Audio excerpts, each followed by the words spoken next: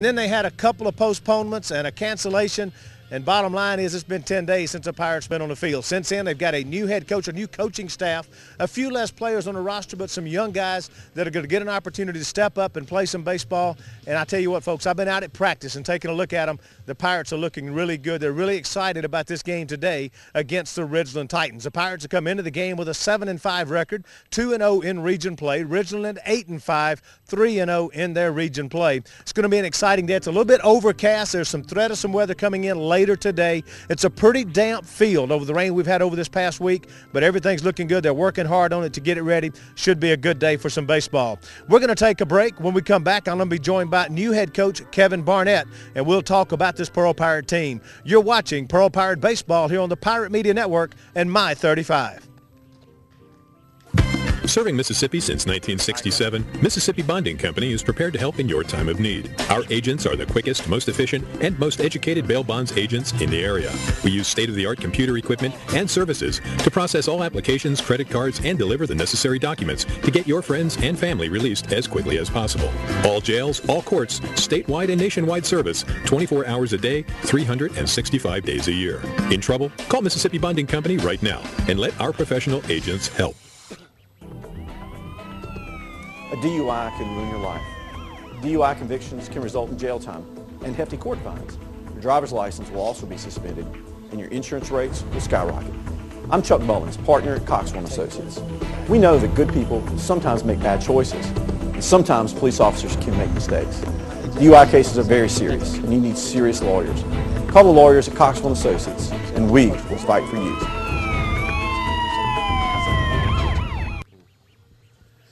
Welcome back to Pearl Pirate Baseball here on the Pirate Media Network and My 35. We welcome our viewers from My 35 WUFX. Glad to have you on board today. I'm joined now by head coach Kevin Barnett. Coach Barnett, our first game this year on My 35. It's a big game. It's been scheduled for some time. We've got a couple of games. We're going to also do the Brandon game we're going to do at Trustmark Park. First off, let me just ask you, coming in as the new head coach, taking over this past week, you know a lot of these guys. You've seen them play. You were here for 3 years, 4 years prior to this. Tell me a little bit what it's been like this week at practice and getting the guys ready for this game today. It's definitely been great. Coming in mid-season, being somebody that these kids know has really helped. I think them having a liking to me and me having a liking to them is really helped things kind of flow. And the game's is still the game of baseball, and I think we're going to come out here and we're going to have some good things happen for the rest of the season. And it was a mishap that last night got rained out, but I think coming in today with these guys and in my past with Ridgeland, I think it's a great start. I think there's no better game to come into for these guys to be fired up and it being their first game back after 10 days. So I think today is going to be a great day for baseball. The field conditions aren't the best, but we're going to come out here and just play the game of baseball to the best of our ability and hopefully come out with a W. Coach, let me ask you, you talk about 10 days. I mentioned that in my opening. Baseball is a sport that we like to play every day. We like to get out here as often as we can. With the things that have gone on, with the guys not to get an opportunity to play, we had the game we postponed Tuesday night. We got rained out last night. How hard is it to take off 10 days with everything that's been going on? What is the attitude like of these guys? Where are we right now mentally?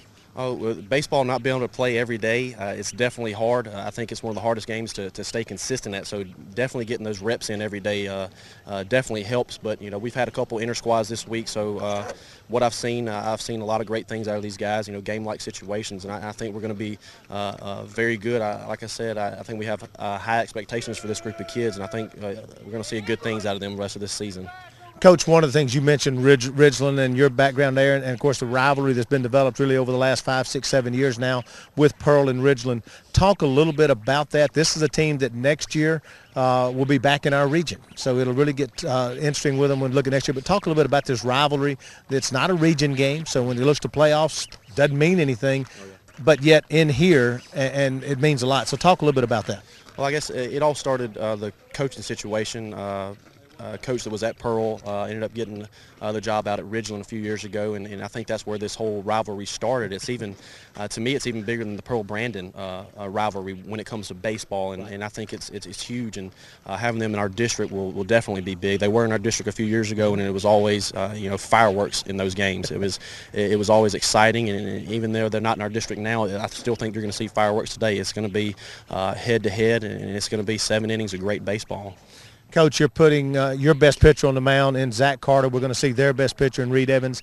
I don't know how much you know about Reed. He's, I think, he's thrown like 3 walks and 19 strikeouts on the season. He's all around the strike zone. He's their ace by far. We're putting our ace on the mound. When you look at those 2 pitchers in that matchup, what are you looking at today out of Zach? Oh, I'm looking just for his fierce personality. When he gets up on that mound, he's like a dog, and he's ready to fight. And that's what I'm expecting to see out of him today, especially, like I said, with this rivalry being so big with Ridgeland. I expect to see nothing but his best, 110%. When you look at the guys that have played, and one of the things I've been noticing some of the inter squads this week, if one of the things defensively we look extremely solid with the new guys on the field, if I see anything that may be a concern would be at the plate. What do you think expecting out of these young guys at the plate today? Just to be aggressive. What I've seen with these guys at the plate this past week is that they are aggressive, and they're ready to hit. They're not passive at the plate, and I think that's a great thing. They're ready to get up there and hit. There's nothing I hate to see more than a guy get up to bat and wanting to walk. I want somebody that's up there ready to hit, and I think that's the kind of personality this team has at the plate. So, I'm looking for great things out of them at the plate. Good deal. Coach, thanks a lot. Good luck in the game. We look forward to talking to you after the game. Thank you. That's Coach Kevin Barnett, head coach for the Pearl Pirates, as they get ready to take on the Ridgeland Titans here this afternoon at Pirate Park. We're about 22 minutes away from the first pitch. We're going to take a break. When we come back, I'll have talked to a couple of players. Zach Carter and Parker Thurman, got a chance to catch up with them. We'll let you hear what they had to say about this game, about the rivalry, about what's going on. And then after that, Justin Bennett will join me in the booth, and we'll break down some more about the game, get ready for the first pitch. You're watching Pearl Pirate Baseball on the Pirate Media Network and My 35. Harvey's Fish Hut is located on the corner of Airport Road and Old Whitfield Road in Pearl, Mississippi. Harvey's prides itself on having the best fried catfish in the metro area, as well as tasty pan trout. Harvey's Fish Hut only serves quality Mississippi farm-raised catfish. Dine in or carry out, Harvey's Fish Hut is always served hot and fresh, open Monday through Saturday for both lunch and dinner. So stop by and see Willie Harvey at Harvey's Fish Hut on the corner of Airport Road and Old Whitfield Road, or call to place your order at 601-939-6262. 601-939-6262. It's the Stringer Furniture's Tax Time Savings Event. We are going to put money back in your pocket. Save on this dining table and 6 chairs for only $4.99. You can get a sofa and love seat set or a sectional for only $6.99, available in 4 colors. And don't forget the kids, a 5-piece bedroom set for only $3.99, available in 4 finishes. As always, Stringer Furniture has in-store financing and free layaway. Come save the Stringer Furniture family, where we improve lifestyles for less. Call or go online at stringerfurniture.com. Did you hear me say my 35's coming down Pirate Cove? Okay. I'm ready. Welcome back to Pearl Pirates Baseball. We're here at Pirate Park now. Joining me, senior outfielder for the Pearl Pirates, Parker Thurman. Parker, first off, we hadn't played baseball in a while. It's been a couple of weeks at least since you've played in a baseball game. Let me ask you, baseball is normally a game that we like to play every day. The more times we can get out there, the better. What about a layoff? How does that affect a player, especially in high school? What is your thought process after a layoff like this? Well, we've been coming back every day, working hard, and I really don't think it's going to affect us much. We've had positive activity all week, and I think we're going to come back strong today. You and I walked around on the field a little bit while ago. We see some wet conditions, especially in shallow right field. As an outfielder, what do you need to do to adjust your game, if any, when you've got wet conditions like we've got today? Just know that no balls are going to roll. They're not going to get past you, and they're not going to just hit and just roll to the fence. So just diving after everything and going hard after every play. Parker, obviously, a day like today, playing against Ridgeland on my 35, a big game.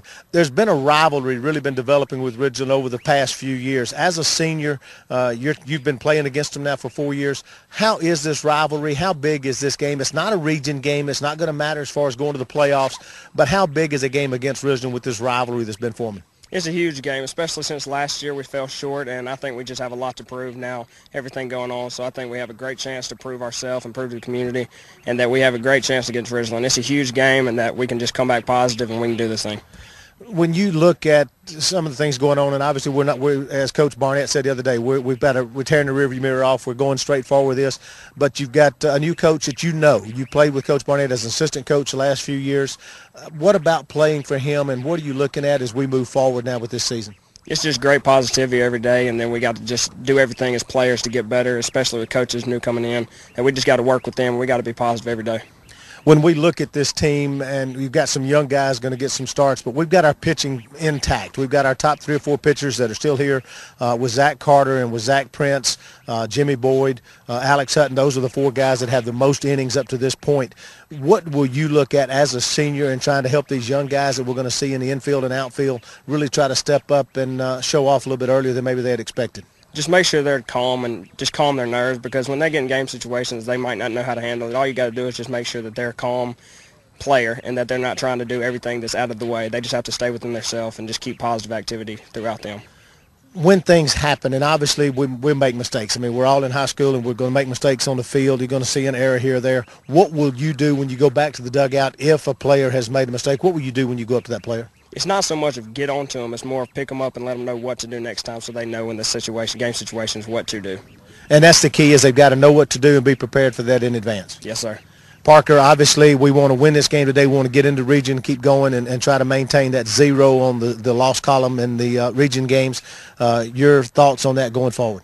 We have a great opportunity. We just have to keep our heads up and stay strong throughout this whole week and the rest of this year. Good deal. Parker Thurman, outfielder for the Pearl Pirates. Be back in a moment, and I'll talk with Zach Carter here on the Pirate Media Network. The Mississippi Braves. Mississippi Braves 2013 baseball season is right around the corner. Don't miss all the excitement and action when the regular season begins on Thursday, April 4th. There's still some great seat locations for season tickets for all 70 home games or other ticket packages. Call the Trustmark Park box office at 888-BRAVES-4 or stop by the ballpark box office and reserve your season tickets, ticket packages, or individual game tickets right away. Opening night, April 4th, sponsored by the Mississippi Army National Guard. Making every game fun. Welcome back to Pearl Pirate Baseball. Now a senior, Zach Carter, plays outfield as well as pitches. Zach, first thing I want to ask you, I asked Parker this. When you walk around in that outfield, and y'all been out there pulling the tarp, it's damp, it's wet, we've had some rain, we've got cloudy, overcast skies, it's not going to dry much. As an outfielder, what will you have to do, if anything, to play any different with the wet conditions we've got? You really got to be worried about line drives, because, a line drive off the bat and you step back and you can slip and fall, and you got to recover and catch it. So all the line drives, also if a ball hits in front of you, you can't wait on a bounce. Is that right? Yes, sir. All right, so when you look at that, will you play it any different for balls in the gap or anything like that? Yes, sir. If it's damp out there, there's a lot of water out there. I'm sure it's soaked because we brought all the water from the tarp in right field, and I usually play right field. So if this ball is hitting the gap, there's a great possibility that I could slip and fall. As a base runner, was that something you'll take into account too, watching where the opponent's outfielder plays the ball? If a ball hits an outfield and knowing what may happen with it, will that make a difference in the way you run the bases? Yes, sir. They can slip and fall just like I can. Let me ask you, obviously at this point, we're not sure if you're going to be on the mound or not. It's possible you'll pitch either game 1 or game 2 today. When you're preparing to pitch in a game, do you do anything any different an hour or 2 hours prior to the game? Not really. So you're pretty much whatever you're ready to go mindset. There's nothing really you have to do different. I know a lot of times in major leagues, their pitchers know 5 days in advance when they're pitching. Colleges, they know in advance. You're good with it just whenever coach gives you the ball. Yes, sir. Let me ask you, playing Ridgeland, this is a rivalry game that's really been developing over the last few years. As a senior, what will you look at playing against this team? How big is this rivalry? I'm ready to play. We came up short against them last year, and it's a big game this year. Nobody's expecting us to beat them, just like nobody expected us to beat Northwest, but we got a great chance to beat them, and I think we'll beat them today. You mentioned that game against Northwest. That was our first game of the season. We win that game by a score of 4-3. It's been 10 days now since we've played a baseball game. In some respects, with a new coach, some different players on the field, it's going to be like starting over. And this team's had a lot of time to get ready. Is this like starting over a new season? And do we have that same mentality going into this game that maybe we had going into that Northwest game? Yes, sir. It's the same mentality. We got new coaches, and it's sad about everything that's going on, but I think we'll bounce back from it. As a senior, what do you want to go look at going forward? We're 12 games in, going forward, finishing out this season, the next 20 games. What do you really want to see accomplished with this team? I want to see us, go deep in the playoffs, and we didn't last year. I think we got to the first round, and then we got out, but I want to see us go deep in the playoffs. for success for yourself? Obviously on the mound, you're doing a great job in the outfield at the plate. Anything particular personal goals you have? Yes, sir. You know, I want to win some big games pitching, and hopefully I'll pitch against Ridgeland and get the win against them. Good deal. Zach, thanks a lot. Good luck in the game today.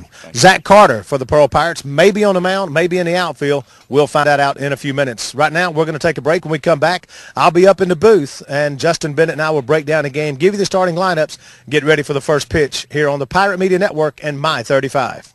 It's back, and the selection is better than ever. T&D Furniture's 3-room special for $14.95. Get your choice of sofa, love seat, coffee table, 2 end tables, 2 lamps, dresser, mirror, chest, headboard, bed frame, mattress set, and a dinette, all for only $14.95. That's a house full of furniture for only $14.95. You always get more for your money at T&D Furniture. And take advantage of our 12-month same as cash or no credit check financing. Pearl Stamp and Sign is now Sign Mart. Our name has changed, but not our great service.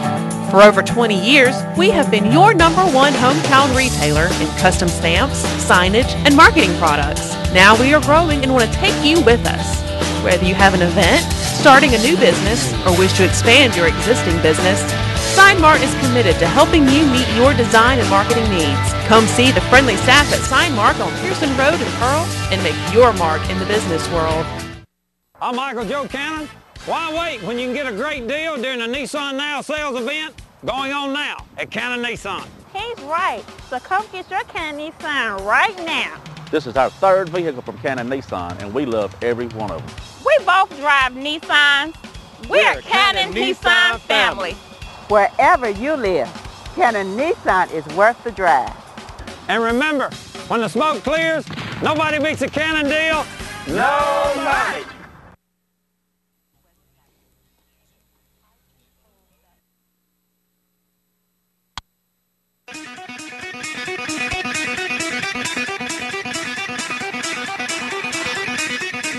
Welcome back to Pearl Pirate Baseball here on the Pirate Media Network and My 35 as we get ready to take on the Ridgeland Titans here at Pirate Park.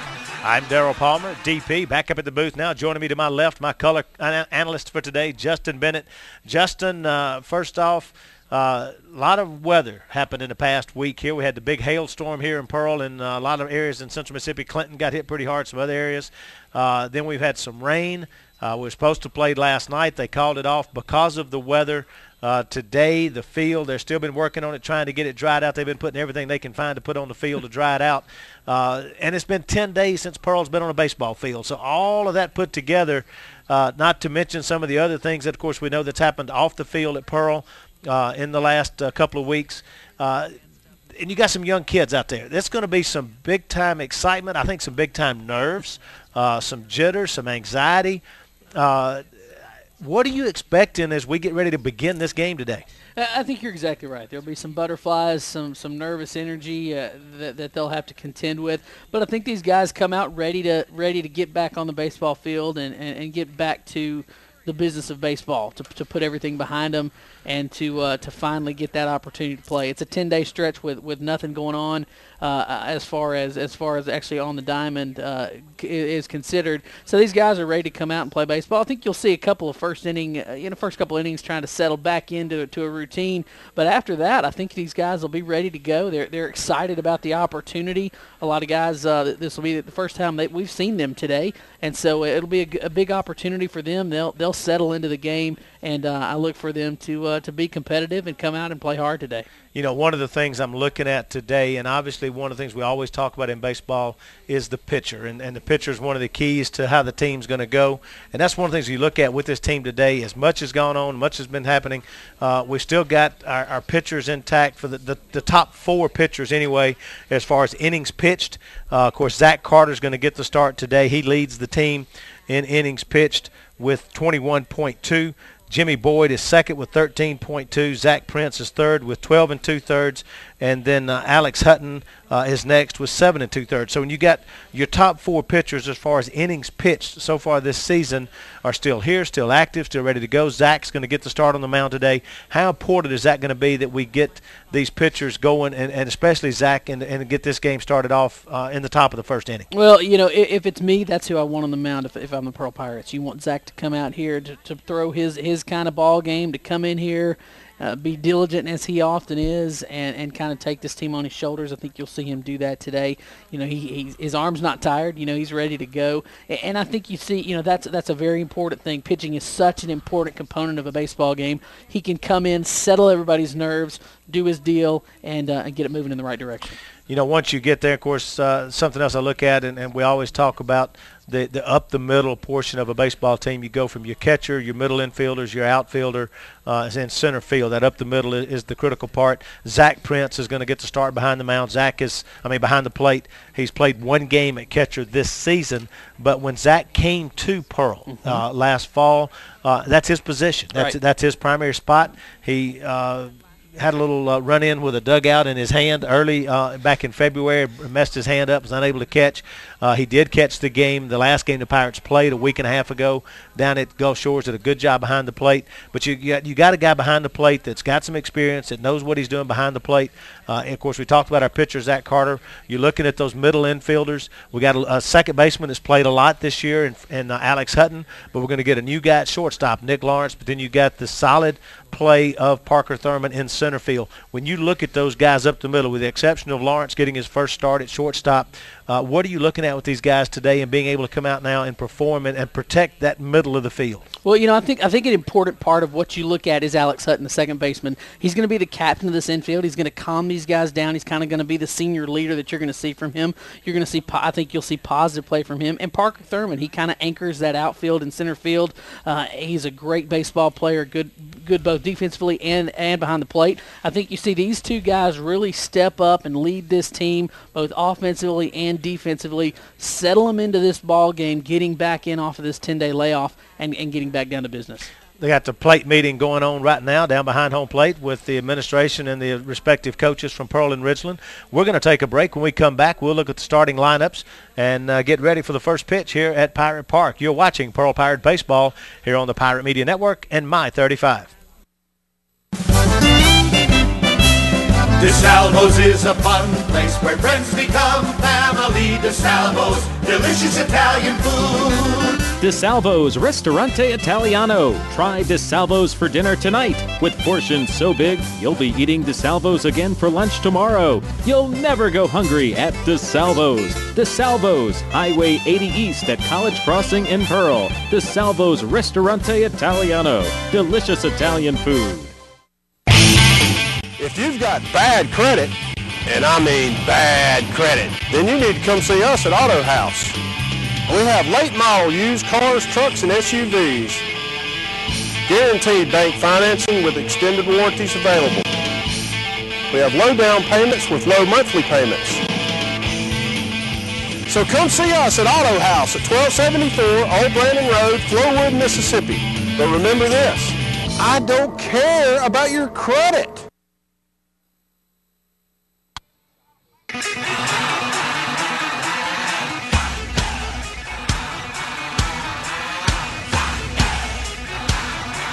Welcome back to Pearl Pirate Baseball here on the Pirate Media Network. We're just moments away from first pitch here this afternoon, the first pitch for the Pirates in some 10 days of no baseball. We're looking at a really good Ridgeland team that comes into this game with a record of 8-5. They're 3-0 in their region. A pitcher that in Reed Evans is their number one pitcher, is a really good pitcher. This is a team that's playing some good baseball right now. They did not get to play last night. They did play their game Tuesday against Callaway. They did play their game Tuesday against Callaway. They won that game by a score of 16-5. They played last Monday night against Northwest Rankin and lost 4-0. But this is a Ridgeland team that's playing some really good baseball, and of course we know about the rivalry there. It's going to be a tough game for the Pirates. Oh, it really is. They've got a great baseball program. They're going to put a great team out on the field today, and the Pirates have their hands full. But hopefully we'll see a good game here between these two teams as they get ready to play some baseball here at Pearl this afternoon. You know, one of the things that I look at when you look at these two teams, and especially the Pirates coming up with these young guys out on the field, is defensively they look really solid, and I think they're going to be okay. But the real issue I think is going to be on the offensive side of the ball is they've got to be able to swing the bat. They've got to be able to put the bat on the ball. They're going up against a really good pitcher in Reed Evans. He's got a 3.05 ERA. He's a 3.2 record. But talking to their radio broadcaster prior to the game, Josh West, he came into a couple of games late, and they gave up some runs. They ended up taking a loss without getting much time. When he's on the mound, I mean, he's through his 20 2/3 innings, he's walked only 3 and struck out 19. Yeah. So the guy's going to bring it, and that's what I look at with these young hitters is the challenge is the ability to be able to get the bat on the ball, get it in play, and give the Pirates a chance to get some runs. Absolutely. Evans is a real deal. He'll come out, he'll throw a fastball, a breaking ball, and a changeup. He'll throw all of those for strikes. He'll throw them at all different points in the count. He is a great fundamental pitcher, and the Pirates will have to swing the bats. He's not gonna walk a lot of guys. They're gonna have to get the bat off their shoulders. They're gonna have to try to put the ball in play. If not, he'll strike them out. So they've got to try to make contact. And that's going to be the key. I think defensively, from what I've seen at practice, Nick Lawrence, I've mentioned earlier, at shortstop looks really solid. Paxton Bounds is going to be at third base, and he's one of the guys that I watched in practice way back before they went on spring break and was really impressed with that young man and his ability to field the ball, to make the throw across the diamond at first. He looks solid. He looks comfortable. Doesn't look rushed or anything like that as he's doing that. And I think that's critical on the defensive side of the ball. Zach Carter, we know, is going to throw strikes. He's going to give us a good chance to play defensively. But the key thing is they've got to stay focused. I talked to Parker Thurman in the pregame, and one of the things that Parker commented about is making sure that, if we make a mistake, as we get in and we encourage everybody, keep their head on straight, keep them in the moment, make sure they know what's going on, be ready to go. That's exactly right. And something you and I have talked about, what we've seen in the past this year, that they've been really good at once a mistake is made, at stopping and calming back down and getting back in. Whereas in seasons past, we've seen mistake after mistake after mistake after mistake. And so it's calming down, it's getting your head back straight again after a mistake is made. It's recovering from an error and moving forward. Hopefully the Pirates will be able to do that this afternoon. And they've just introduced the starting lineups here at Pirate Park. We're going to step away from our microphone and go to the national anthem. And then when we come back from that, we'll give you the starting lineups and set the field and get ready to go. So let's ready for the national anthem here at Pirate Park.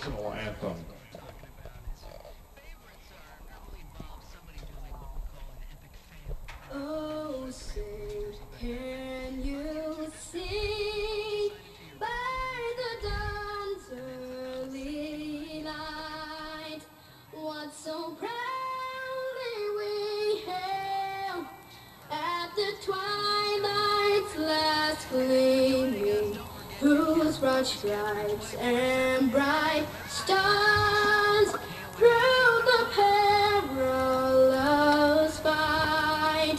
O'er the ramparts we watched were so gallantly streaming, and the rockets red glare, the bombs bursting in air, gave proof through the night that our flag was still there. Oh, say does that star-spangled banner yet wave o'er the land of the brave and the home of the brave. All right, that was the national anthem here at Pirate Park. We're going to take a break. When we come back, we'll give you the starting lineups. Be ready for the first pitch. You're watching Pearl Pirate Baseball on the Pirate Media Network and My 35. Helen Maloney's is one of the fastest growing Sealy dealerships in the state of Mississippi. And the reason is we have the lowest price. Con, maybe it's because we have a large selection of Sealy bedding.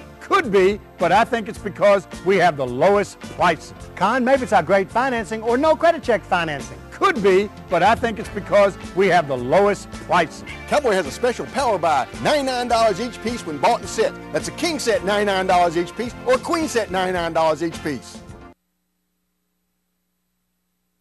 I'm Michael Joe Cannon. Why wait when you can get a great deal during the Nissan Now sales event going on now at Cannon Nissan? He's right. So come get your Cannon Nissan right now. This is our third vehicle from Cannon Nissan, and we love every one of them. We both drive Nissans. We're Cannon Nissan family. Wherever you live, Cannon Nissan is worth the drive. And remember, when the smoke clears, nobody beats a Cannon deal. Nobody.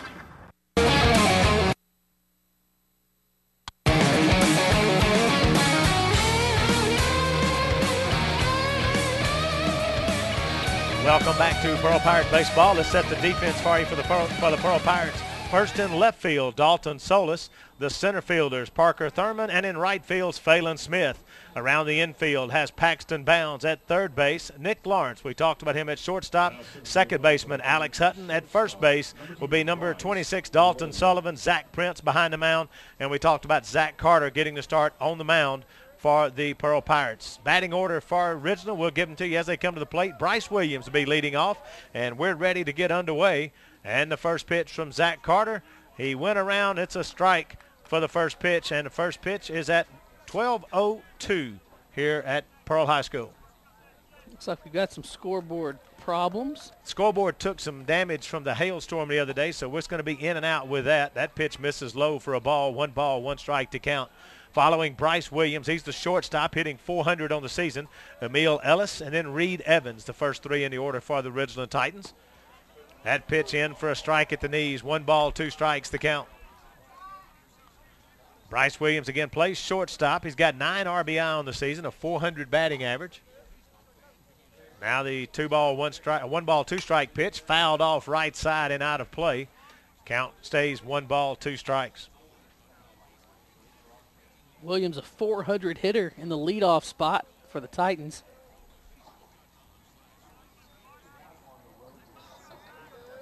Now the 1-2 pitch. Misses down in the dirt. Ball 2. 2 balls, 2 strikes to count.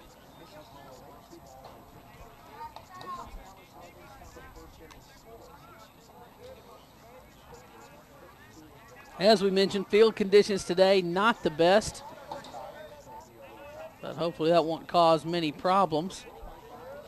Now the 2-2 pitch from Carter. Check swing, foul. Count remains 2 balls, 2 strikes.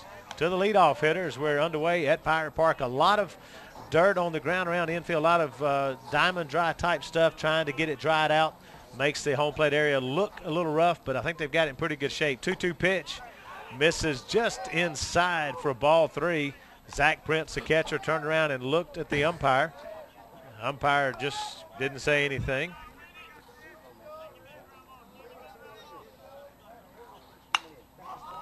Ball's hit into the air to left field. Left fielder Solis gets over under, catches it, records out number 1. And a tough at-bat for the first batter of the ball game. Threw 8 pitches, finally got the out, but that's an important out to get that leadoff hitter out. Yeah, you want to get that leadoff hitter out every time you can. Brings up the second place hitter in the lineup, Emil Ellis, center fielder, hitting .318 on the season. Right-handed hitter facing the right-handed Zach Carter. Hits the first pitch down the right field line. Is going to tail just foul. A little bit of sun trying to peek its way through the clouds here at Pirate Park.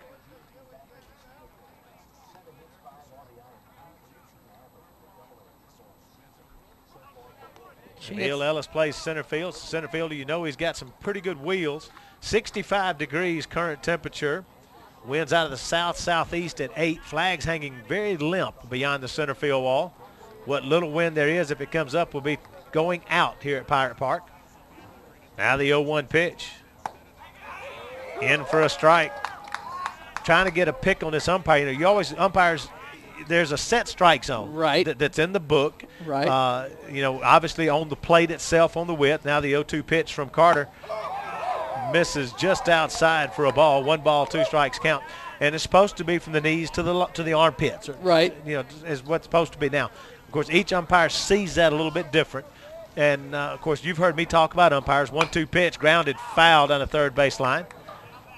All I've ever asked for an umpire is be consistent. That's right. Wherever Call it the same on both, whoever's at bat. Wherever it is in the first inning, be there in the seventh inning and be there for both teams. Right. Now, the key to that is the pitcher and the batter have to figure out where that particular umpire's zone is. And find it. Looks like this umpire's zone may be up a little bit more so than some. 1-2 pitch, foul back to the screen. Because I noticed some of those pitches that Zach threw to Bryce Williams look width-wise to be close to the plate. Mm-hmm. And look to be, to me, around the knee area, right, which is a good low strike, which is what a pitcher likes to get. He didn't get the calls, but now I've noticed he's getting the call up a little bit, so maybe his strike zone's a little bit higher than others. There's a pop-up on the left side. Going back is Lawrence. Coming in is Solis. Solis calls him off, makes the catch, and a great play. I like to hear that communication. To see that, Solis does a good job of calling off Lawrence. It's an easier play for that left fielder coming in, and he makes the play to record the second out. Absolutely. Coming in, it's a lot easier to make that catch than trying to back up and backpedal and find it as a shortstop. So a good job there by Solis to come in, call him off, and make the play. Now the pitcher, Reed Evans, takes in, hitting .324. He's got 1 home run, 10 RBI on the season. First pitch to him just misses low for a ball. 1 ball, no strikes to count. They're batting .324 on the year with 1 home run and 10 RBIs. 1-0 pitch. Again, looks to be the knee level, but called low. So, again, that's the same thing he's been doing the whole game. We've got to figure that out. If you're not going to get that low strike, then you got to bring it up a little bit, which makes it better for the hitter, but we'll see where that goes. 2-0 pitch, fouled off right side. 2 balls, 1 strike. That's going to make you more of a hitter's umpire, because as a hitter, if you can get the ball up a little bit more, it's a lot easier to drive it. Evans now with a 2 ball, 1 strike count. 2 outs here in the top of the first inning, no score. Now the 2-1 pitch. There's a strike on the inside part of the plate. Got the breaking ball in, and I think our speed gun may be off a little bit. It registered that breaking ball at 101 miles per hour. I don't think Zach throws his off-speed pitch breaking ball that fast. Yeah, probably off just a little, just a hair. Nolan Ryan. Yeah.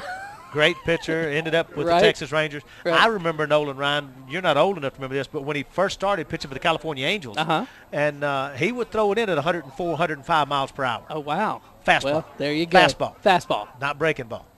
Now the 2-2 pitch, way high. That one looks like just came off of Zach's fingertips, not the right way. It goes all the way to the backstop. Zach Prince jumped for it but couldn't reach it. Now it's a full count for Reed Evans, the pitcher for the Ridgeland Titans.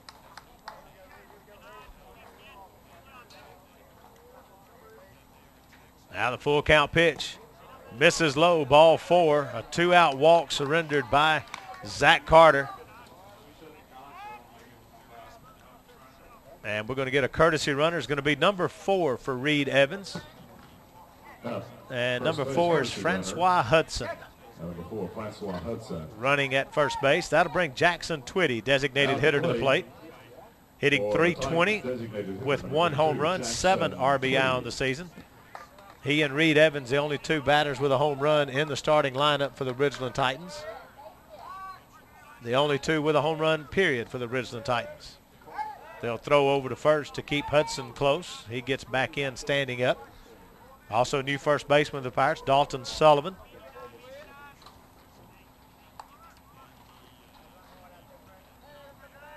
Left-handed fielder, bats right-handed. Now the first pitch misses high. Zach Prince will throw down behind the runner.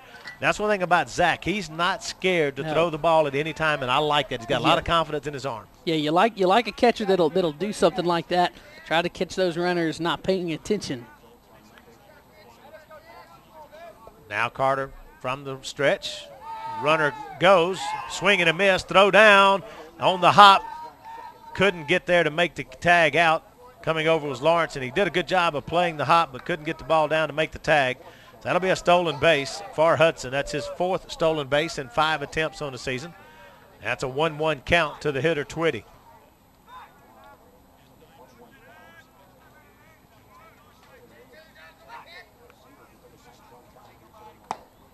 Pitch misses just low and outside for ball 2. 2 balls, 1 strike to count.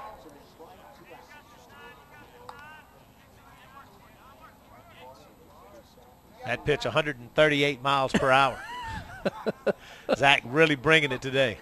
Now the 2-1 pitch misses low in the dirt. Good job by Prince to block it up and keep it in front of him. That keeps Hudson at the bag at second base. That one came in only at 126. So took a little off. That's right. That's right. Again, we did take some damage to the scoreboard in the hailstorm on Monday, and so I'm just glad we can get the count and the score as it goes up there. The rest of it we won't worry about today. Hit high into the air, left field and foul. Out of play, count goes full. 3 balls, 2 strikes.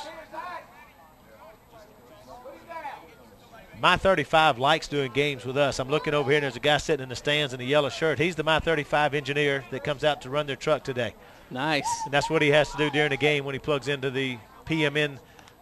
And he's reached that elbow out and got hit, and he's going to go down to first base. I'm wondering if Coach Barnett might have noticed, but he literally took that left elbow and stuck it out there in front to make sure it hit him. It probably was going to be ball. Oh, wait a minute. He may be calling him back. If it is, it's ball 4. He'll be on base anyway. But he stuck that left elbow. I wonder if we've got our replay working, if we can see that. I don't know if we got a replay of that or not. There's that left elbow, stuck it out to let it get hit. Just leans out there. But that was ball 4. So he still ought to be at first base. But they're not giving it to him. So I guess I don't know what happened with that pitch. It's not supposed to be a no pitch. It's supposed to be a ball. This is what it's supposed to be called. That one's up and in and missed him. He's trying to get that elbow in the way again. It missed. But it's going to be ball 4, and on the wild pitch, the runner will go down to third base. On a pitch way up and in. But that was another one. He stuck that elbow out there. Got to keep an eye on that. That'll bring Peyton Joe to the plate. Number 29, Peyton Joe. Peyton bats left-handed.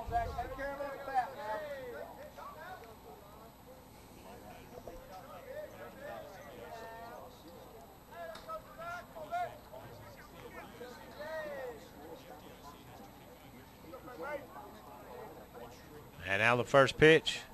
Misses up and away for a ball. 1 ball, no strikes to count. Peyton's hitting .286 on the season.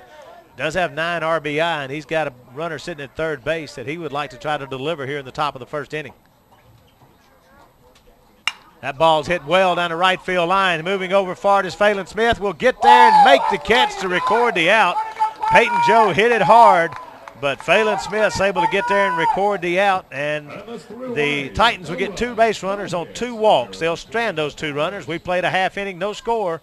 Back in a moment on the Pirate Media Network and My 35.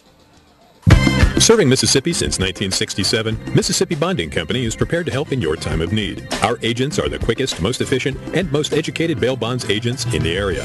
We use state-of-the-art computer equipment and services to process all applications, credit cards, and deliver the necessary documents to get your friends and family released as quickly as possible. All jails, all courts, statewide and nationwide service, 24 hours a day, 365 days a year. In trouble? Call Mississippi Bonding Company right now and let our professional agents help. It's easy to have concerns about your cooling and heating system in the middle of summer, especially when you live in the Deep South. My friends at Hermetic Rush Services recommend you let them take away these worries when you call Hermetic Rush Services at 601-932-7874 for all your residential and commercial cooling and heating needs. You'll feel smarter from the shoulders up and a whole lot more comfortable head to toe. Hermetic Rush Services, where Rush is our middle name. Call them today, 601-932-7874.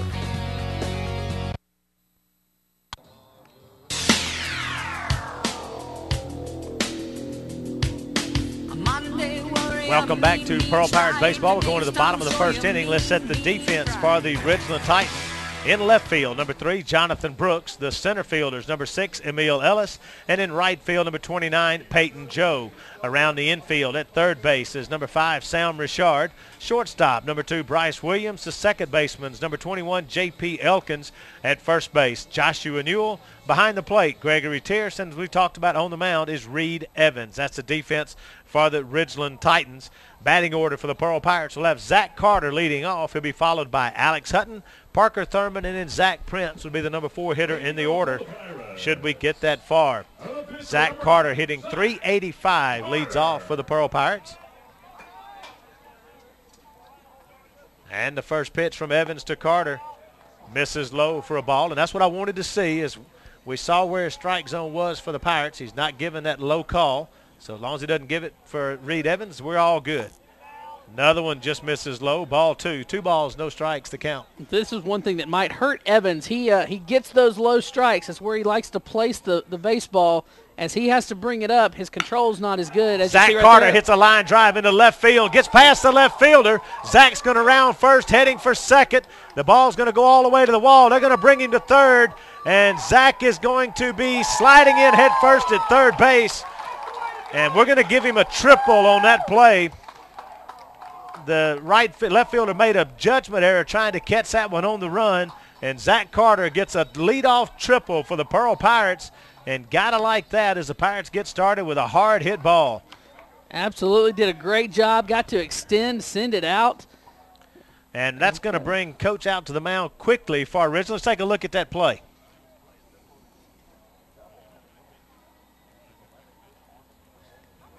Pitch a little up. He got the extension on it, sent it out into the outfield.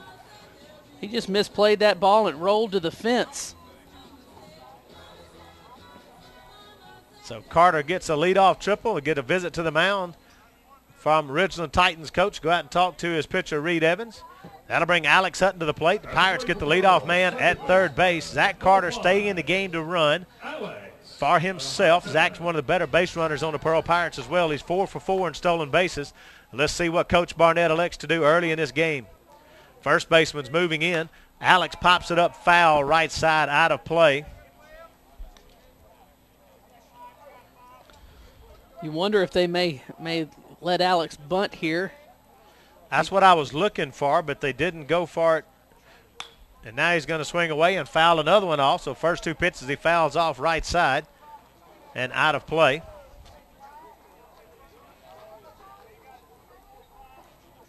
No balls, 2 strikes to count to Alex Hutton.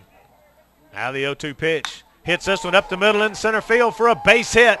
And that's going to score Zach Carter from third base. Alex Hutton will pick up the RBI, and the Pirates take the early 1-0 lead over the Ridgeland Titans. That'll bring Parker Thurman to the plate. Parker hitting .375. With that RBI, that puts Alex Hutton now with the team lead in RBI.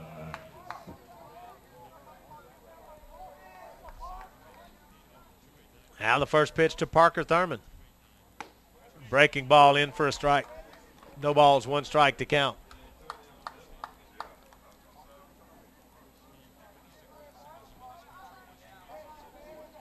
Alex Hutton with a decent lead over at first.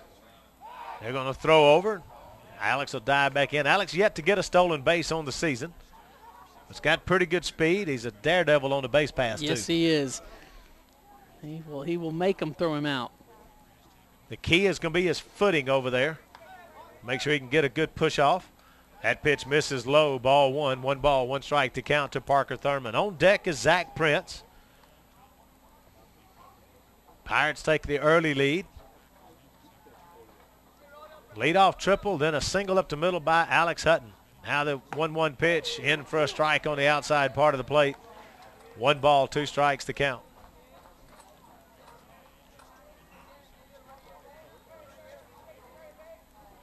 Reed from the stretch. Throws over. Catcher was setting up outside that time. Don't know whether they were looking for a pitch out or whether he was just going to look for the pitch away. But Alex gets back in. Have to keep an eye on what Coach Barnett elects to do. Again, catcher setting up outside. Runner goes. Popped up. Soft pop up on the infield. Alex has got to head back. Now he's going to stay. It's going to be safe. He got away with that one. Reed Evans going back. Second baseman had gone to the bag to cover. That's going to be an infield single for Parker Thurman.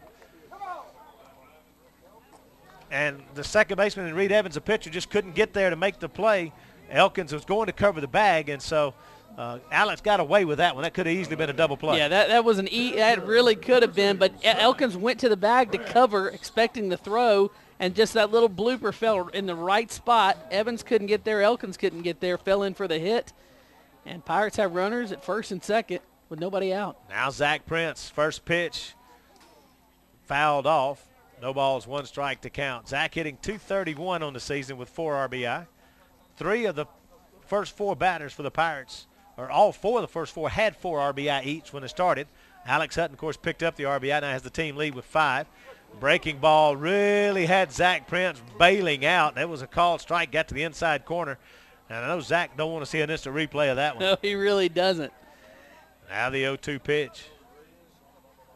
Catcher sets up outside. Zach takes it away for a ball. 1 ball, 2 strikes to count. He's going to appeal to the base umpire. Luckily, the base umpire called him no swing, which I've always contended that shouldn't even be an optional appeal. Because the guy down there has he's got a worse view of it than a home plate umpire. Right. Now, down the lines, I got no problem with it, but not there where he is in the shortstop area. 1-2 pitch, misses outside, ball 2. And I've had another umpire that does some college games, a friend of mine, and I asked him about that. And he said unless it's obvious, if he's on the bases, he'll never call it that he went around. Unless it's obvious. 2-2 pitch, swings and misses, strike 3. Zach Prince goes down on strikes. That's the first out of the inning. And that'll bring Nick Lawrence, a shortstop, to the plate. Nick Lawrence has a 0 batting average. This is his first trip to the plate here in 2013. Throw back behind the runner. Alex Hutton gets back in safely. Evans left that one a little high. Shortstop had to jump for that one. Center fielder was coming in, though. He was ready to back up the throw. Now the pitch to Lawrence. Takes it low for a ball. Again, they're going to appeal to that base umpire. Again, he says, nope, he didn't go around.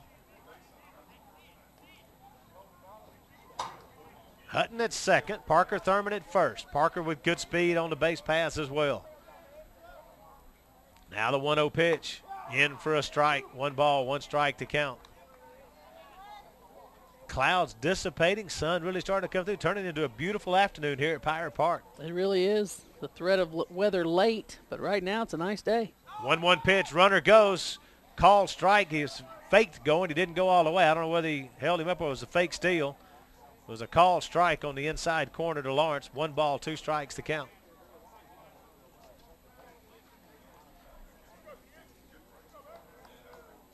Now the runner goes again. This one's high and away for a ball. Throw down to third to the outer bounds to the foul side of the bag.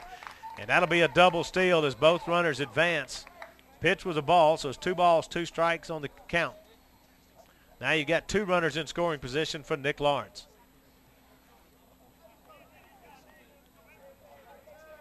Now the 2-2 pitch. Grounded back to the pitcher, Reed. He's going to look, and he's got Alex Hutton hung up. Alex is going to run back towards the bag. Now he's going to head to the plate. Got the rundown, and he will be tagged out. Parker Thurman's going to go to third. Lawrence going to go down to second. Heads up play by Nick Lawrence. Nick Lawrence will reach on the fielder's choice. Alex Hutton's going to be out on the rundown. That went from the pitcher to the catcher to the third baseman. And on the play, Parker Thurman goes to third. And Lawrence will end up going down to second on the throw as Alex Hutton just took off no man's land. Not very good base running by Hutton on that play. Not a great play there by Hutton, being a little too aggressive on that. Now Dalton Solis steps in. Does not have a hit yet this year. It's at 2 at-bats. Takes that first pitch high for a ball. 1 ball, no strikes to count. Solis is at 5 plate appearances, 2 official at-bats. He has scored a run. He's walked once, been hit by a pitch twice. That one up near the head, up and in for ball 2. 2 balls, no strikes to count.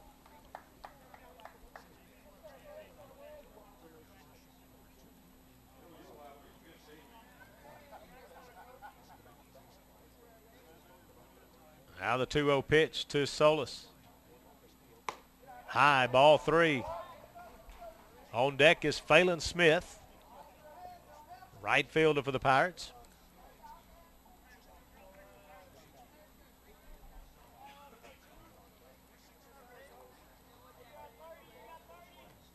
Now the 3-0 pitch. Called strike, inside part of the plate. Solis thought he might have drawn the walk, was heading down to first base. Umpire called a strike, so he had to back up. Now the 3-1 pitch. Misses high, ball 4. And that time Solis just stood and waited until he heard the umpire said, yep, you can go. Make sure. That loads the bases for Phelan Smith. He's hitting .250 on the young season for him.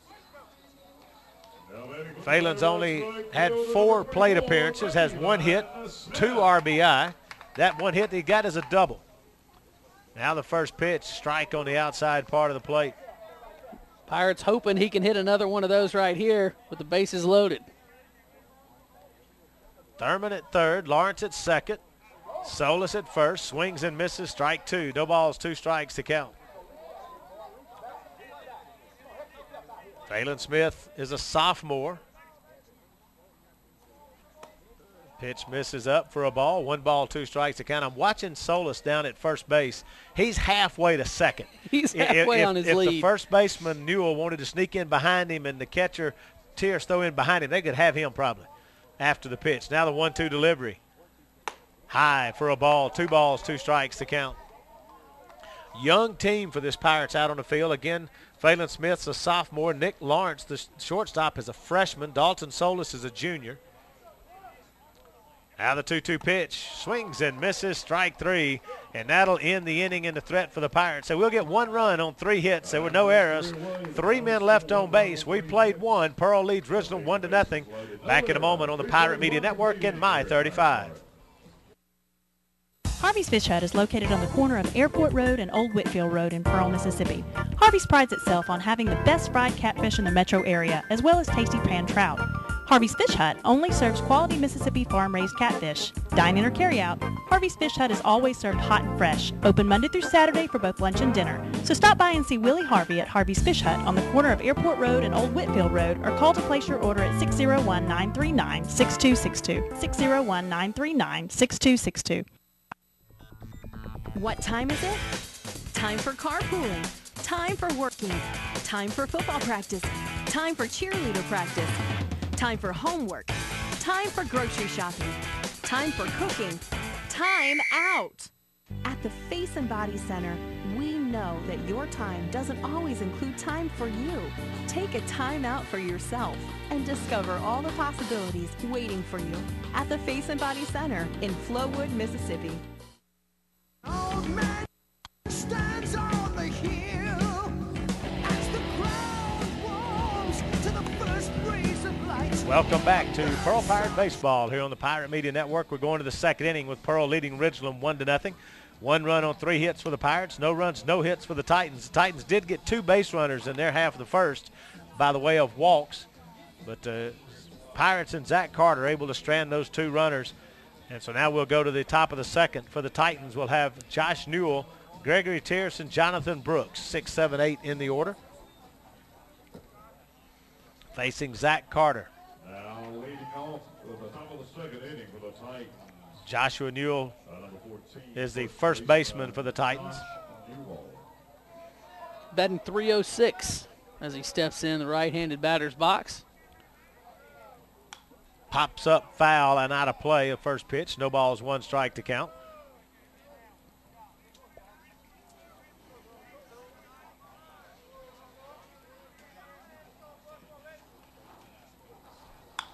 Hits that one in the air right side. Phelan Smith running hard. Is going to drop in for a base hit. First hit of the game for the Titans, and it's a little bloop single down the right field line, literally in no man's land. Phelan Smith, Alex Hutton, Dalton Sullivan, nobody had a chance to get to that ball. But a good job, good hustle there by Smith to get over, cut it off, and get it back in the infield because it did just kind of fall out there in no man's land. Now Gregory Tierce, the catcher, steps in, hitting .381. Tied for the team lead in RBI with 10s. Got a little jewelry on that the umpire says you don't want to be on out here and playing high school ball with that, so making him take that off. And one of his teammates actually going to have to come. He's got his batting gloves, and with his batting gloves on, he couldn't get it off.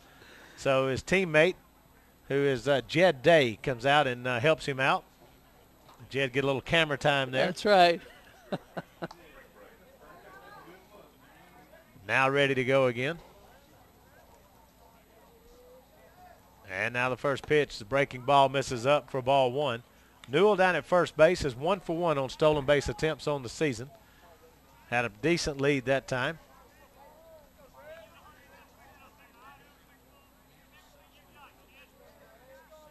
Carter takes a look, now pitches. Called strike on the inside part of the plate. 1 ball, 1 strike to count to Gregory Tierce.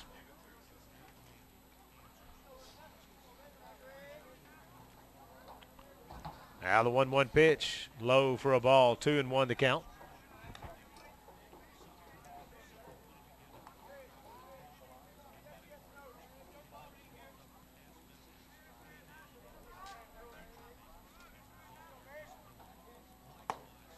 Ball high, 3-1. Tierce on the season has struck out 11 times, tied for a team high with Sam Richard with 11 strikeouts. He's only walked 4 times, so he normally will swing the bat. Now the 3-1 pitch. They're going to throw over to first. Runner's going to dive back in ahead of the tag. Got a pretty good batting average to have struck out 11 times, hitting .381. Now another throw over to first. Again, Newell diving back in. Carter very aware that the runner's over there. Now 3-1 pitch, in for a strike on the outside part of the plate, runs the count to full.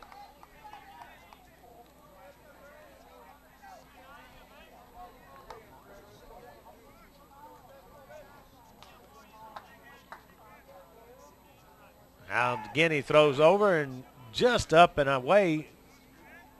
Sullivan might have had a chance to apply a tag and get an out on that one.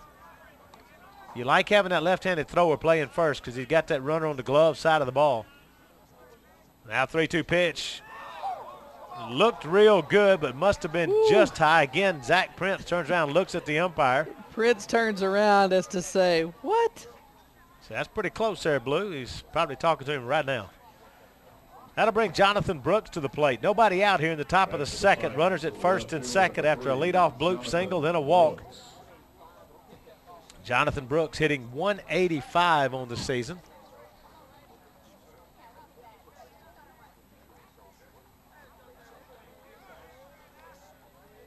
Now the first pitch to him, he shows bunt, pulls back and takes it for ball 1. 1 ball, no strikes to count. I mentioned Sam Richard and Tierce with 11 strikeouts. That 2 leads the team. Then there are 2 with 9, and Brooks is one of those 2. Tierce able to work his way to a walk. The 1-0 pitch hit foul down the right side and out of play. 1 ball, 1 strike to count. First of 2 games for the Pirates here this afternoon, scheduled to take on the Whippets from Kosciuszko following this game. The Whippets.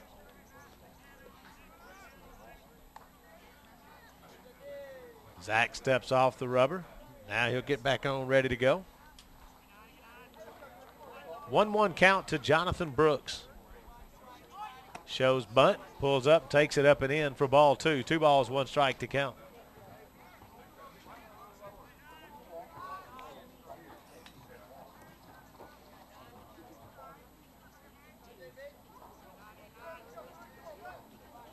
Now the 2-1 pitch. Swings and misses at a good fastball down and in. Count goes to 2 balls, 2 strikes.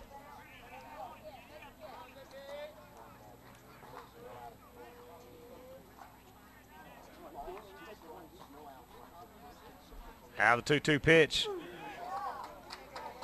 Call strike 3. Good looking pitch on the inside part of the plate. Prince dropped the ball, so by reflex, Brooks takes off heading to first, but with base occupied, you can't do it, so it doesn't matter. That'll bring Sam Richard to the plate, third baseman, hitting .226. Number 9 hitter in the order for the Titans. And he'll bat now with 1 out. Runners at first and second here in the top of the second of a 1-0 ball game.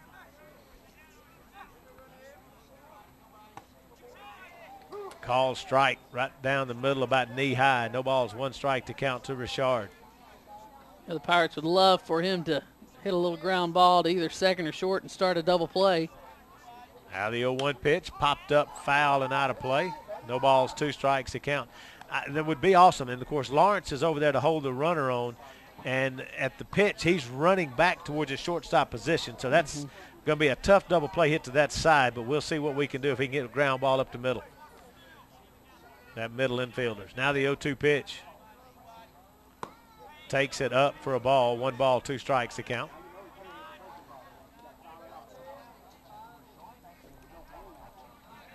Lawrence, as we mentioned a while ago, a freshman getting the start at shortstop. Paxton Bounds, a sophomore at third base. Carter steps off. Sullivan, a sophomore at first base. Alex Hutton, the leader of the infield, is the junior out there at second base. Carter steps off again. Runner retreats to the bag. When you look at the outfield, of course, got Parker Thurman anchoring it in center field as the senior. Dalton Solis is a junior in left. Smith, the sophomore in right.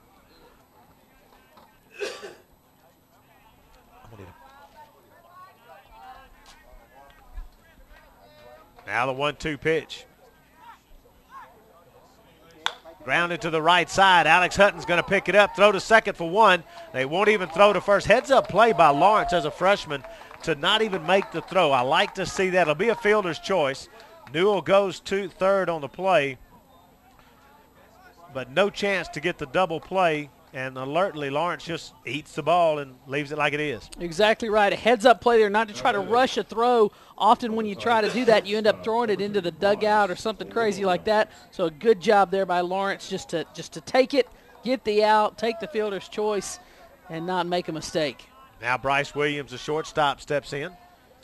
2 outs, runners at first and third. Carter looks toward third, almost had Richard a little too far off the bag, but is able to dive back in. Now Prince is going to step out in front, give the first and third sign to his infielders, let them know what's going to happen in the event Richard takes off for second base. Richard does have 3 stolen bases on the season. Bryce Williams flew out to left field his first at bat. Takes a breaking ball in for a called strike. A well-hit ball to left field. Solis made a good play on it. And it was an 8-pitch at bat, so he really worked Zach Carter to lead off the ball game back in the top of the first.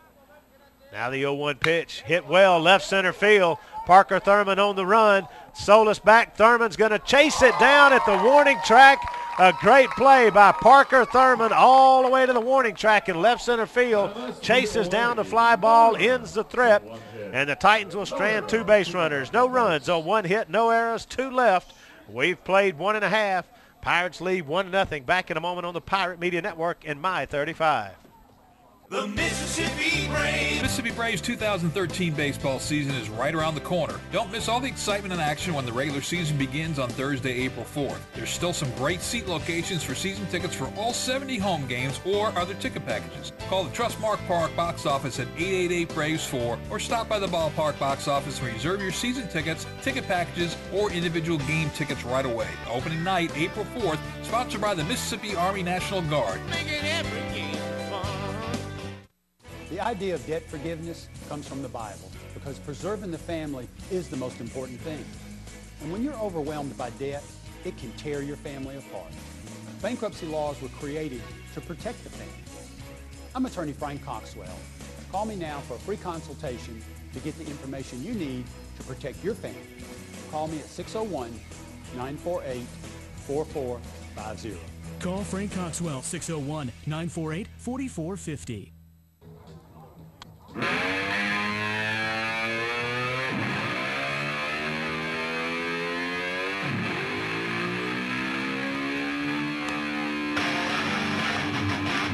Welcome back to Pearl Pirate Baseball. We're going to the bottom of the second. Fantastic defensive play by Parker Thurman.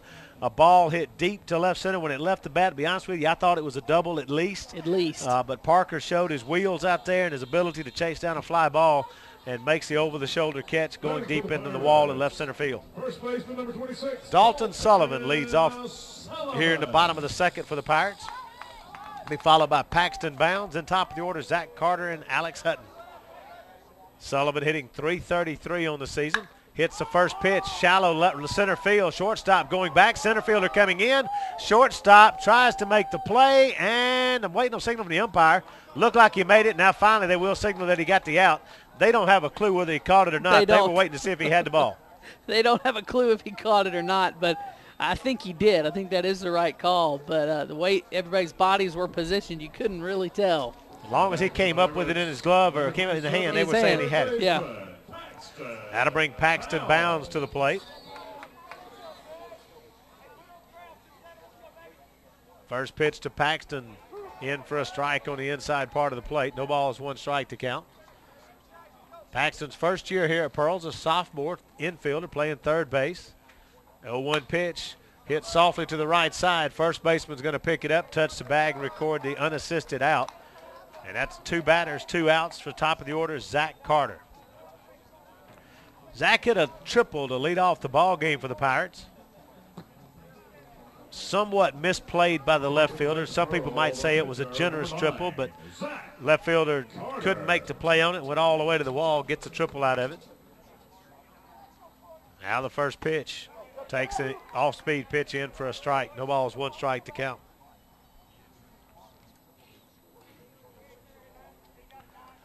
Now the 0-1 pitch, in for strike 2 with a fastball. Evans here in the second inning, throwing strikes, struggled a little bit in the first, but has really settled down and putting the ball in the strike zone here in the second inning. 0-2 pitch down into the dirt.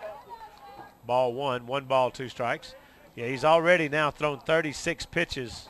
Of course, Carter's already at 47 through his 2 innings of work, so both pitchers getting up in a pitch count early in the game. 1-2 pitch, breaking ball, swing and a miss by Carter. Catcher dropped it. He'll throw down to first, and they'll record the out. And that'll end the inning for the Pirates. 1, 2, 3 go the Pirates in their half of the second. We'll be back for the third inning in a moment. You're watching Pearl Pirate Baseball on the Pirate Media Network in My 35. Pearl Stamp and Sign is now Sign Mart. Our name has changed, but not our great service. For over 20 years, we have been your #1 hometown retailer in custom stamps, signage, and marketing products. Now we are growing and want to take you with us. Whether you have an event, starting a new business, or wish to expand your existing business, Sign Mart is committed to helping you meet your design and marketing needs. Come see the friendly staff at Sign Mart on Pearson Road in Pearl and make your mark in the business world. It's the Stringer Furniture's Tax Time Savings Event. We are going to put money back in your pocket. Save on this dining table and 6 chairs for only $4.99. You can get a sofa and love seat set or a sectional for only $6.99, available in 4 colors. And don't forget the kids, a 5-piece bedroom set for only $3.99, available in 4 finishes. As always, Stringer Furniture has in-store financing and free layaway. Come see the Stringer Furniture family, where we improve lifestyles for less. Come or go online at stringerfurniture.com.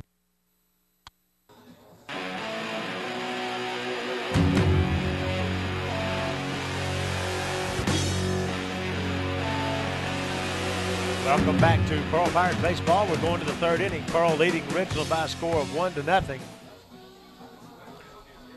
For the Titans, it'll be 2, 3, 4 in the order. Emil Ellis, Reed Evans, and Jackson Twitty. Leading off the top of the third inning for the Titans, a center fielder, number 6, Emil Ellis. Ellis, first time at bat, flew out to left field.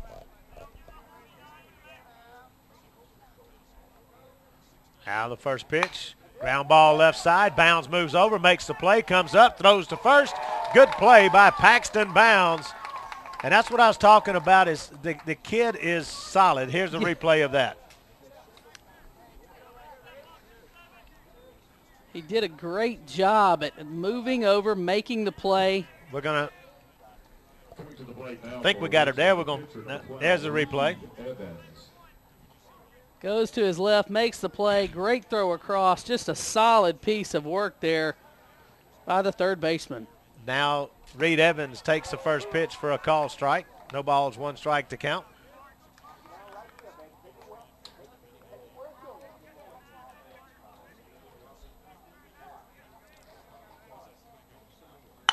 There's a ball hit up the middle. Nick Lawrence dives for it, can't make the play. It's going to be a base hit by Evans up the middle. And Evans, after a walk in the first inning, gets a single here in the third.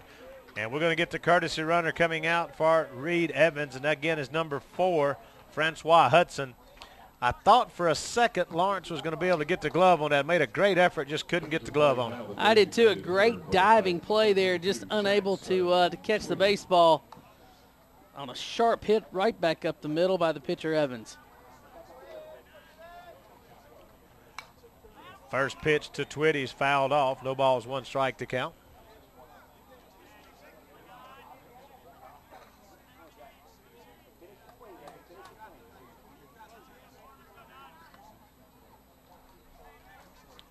the 0-1 pitch, he'll throw over. Hudson dives back in ahead of it.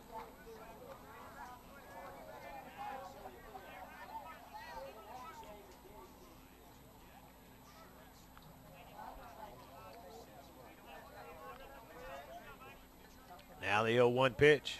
Runner goes, pitch is low, throw down, and bouncing out of the glove of Lawrence. It'll be a stolen base. Pitch was a strike. Hudson will get credit for the stolen base. Lawrence was there and waiting on the ball, just didn't quite get the ball to him quick enough off the hand of Zach Prince.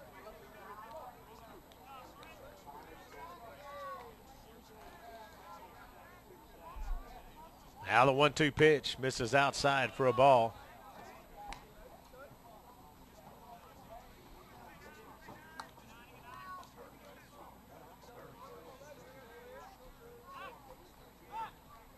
Now the 2-2 pitch to Twitty.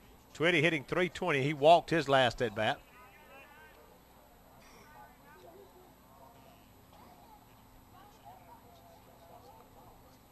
Zach Prince going to go out and talk to Zach Carter.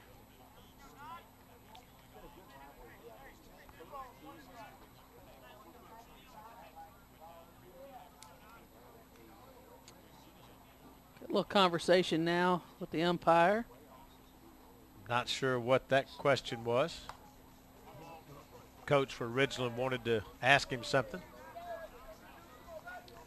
1 ball, 2 strikes to count. Or is it 2-2? Did I miss a pitch? Swings and misses. Strike 3. Second strikeout for Zach Carter, and that'll bring Peyton Joe to the plate. Flew out to right on a great play by Phelan Smith, his last at bat. The right fielder, number 29, Peyton Joe.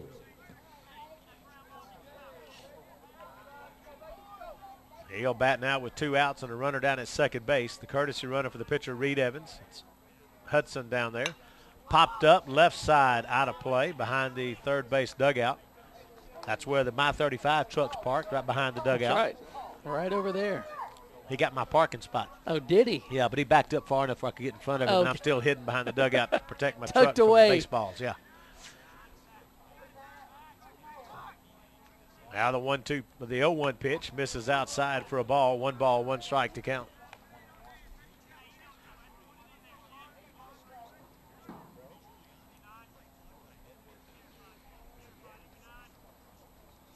Peyton Joe, great athlete, multi-talented guy involved in the drama program, music program there at Ridgeland High School.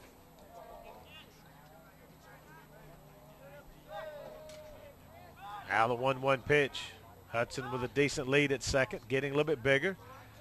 Carter steps off to hold him there.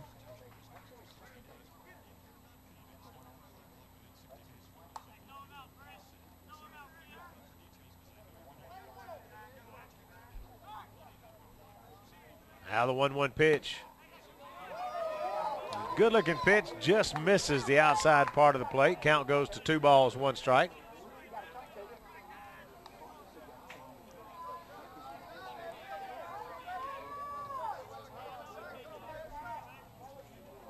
Now the 2-1 delivery. Carter looking into Prince with a sign.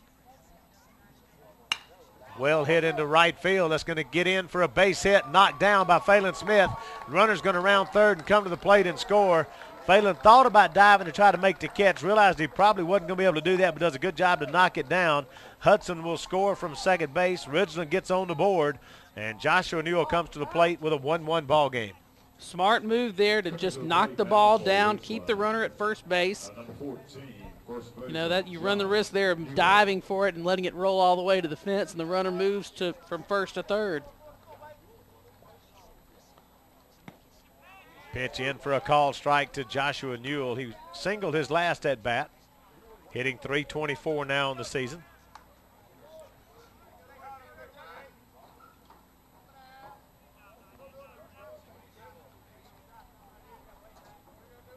Joe with a decent lead at first. Now Carter's pitch, grounded to the right side. Alex Hutton will come up, make the play, throw to first, record the out, and that'll end the inning, but not before the Titans get 1 run on 2 hits, no errors. 1 man left on base. We played 2.5. Game's tied at 1. Back in a moment on the Pirate Media Network in My 35. DeSalvo's is a fun place where friends become family. DeSalvo's, delicious Italian food. DeSalvo's Ristorante Italiano. Try DeSalvo's for dinner tonight. With portions so big, you'll be eating DeSalvo's again for lunch tomorrow. You'll never go hungry at DeSalvo's. DeSalvo's, Highway 80 East at College Crossing in Pearl. DeSalvo's Ristorante Italiano. Delicious Italian food. If you've got bad credit, and I mean bad credit, then you need to come see us at Auto House. We have late model used cars, trucks, and SUVs. Guaranteed bank financing with extended warranties available. We have low down payments with low monthly payments. So come see us at Auto House at 1274 Old Brandon Road, Flowood, Mississippi. But remember this, I don't care about your credit.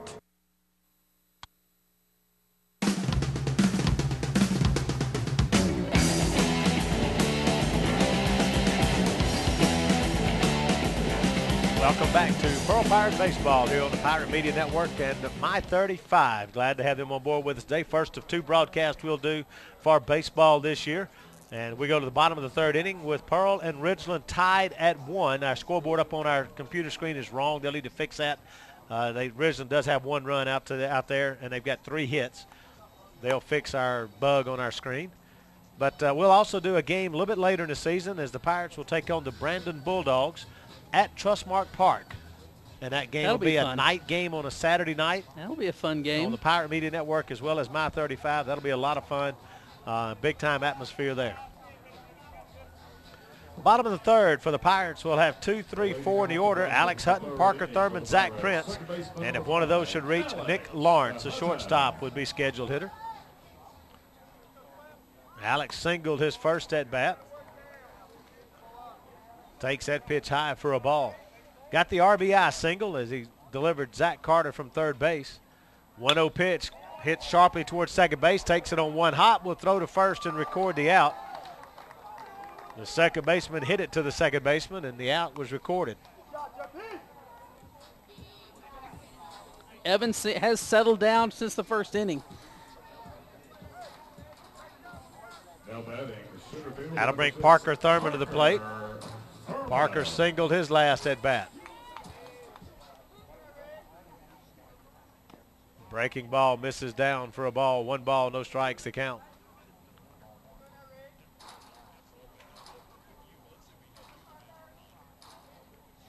Now the 1-0 pitch popped up on the infield behind home plate actually. Coming back is Tierce, and that one lands over the fence and out of play. Count goes to 1-1. A lot of baseball going right now. Right now Kentucky leading Mississippi State 3-1. They're through 6 innings. Number 8 Kentucky, number 14 Mississippi State. They changed. They're supposed to play their game today and a game tomorrow. They moved theirs to a doubleheader today, trying to beat the weather that's still supposed to be coming in later this afternoon, tonight, and tomorrow. Now the 1-1 pitch. That, of course, they're at Kentucky, so they're getting the stuff we got a little day later.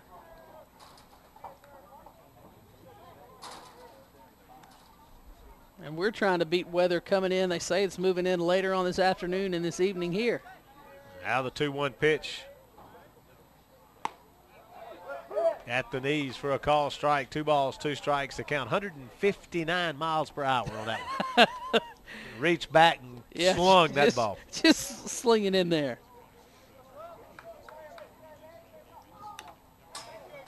Tried to come inside with a fastball, and Parker's able to fight it off. Fouls it off.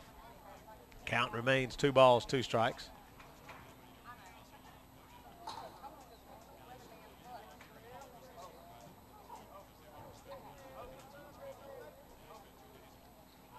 Now the 2-2 pitch.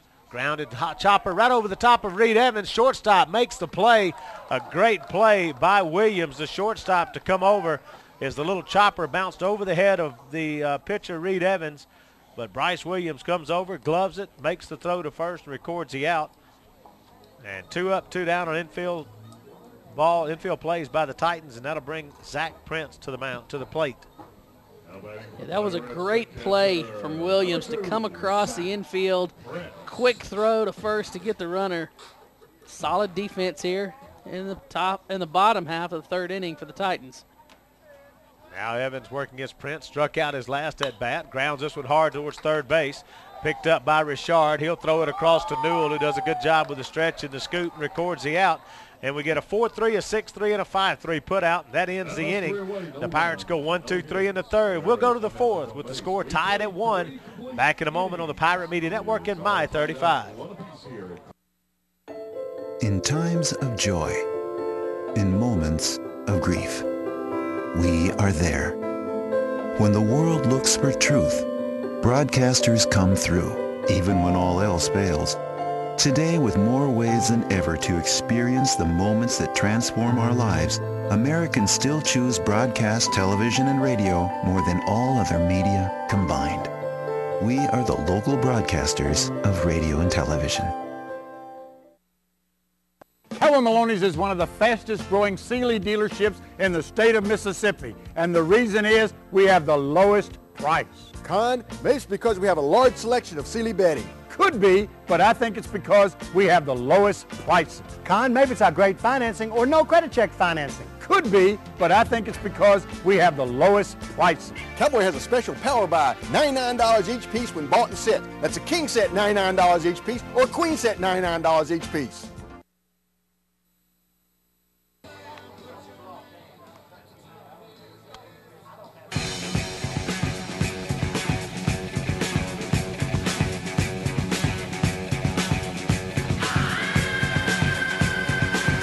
Welcome back to Pearl Pirates Baseball. We've got some changes for the Pirates that I missed during that half inning. Alex Hutton's the new pitcher. It looks like Parker Thurman has moved to right field. Coming in to play second base. Try to figure out who all these people are. Number 18 in for the Pirates second base is Kenny Thomas, and Zach Carter is going to go to center field. So it'll be Kenny Thomas coming in for Phelan Smith. That'll be what will take place in the batting order. Kenny Thomas. And he'll be playing second base.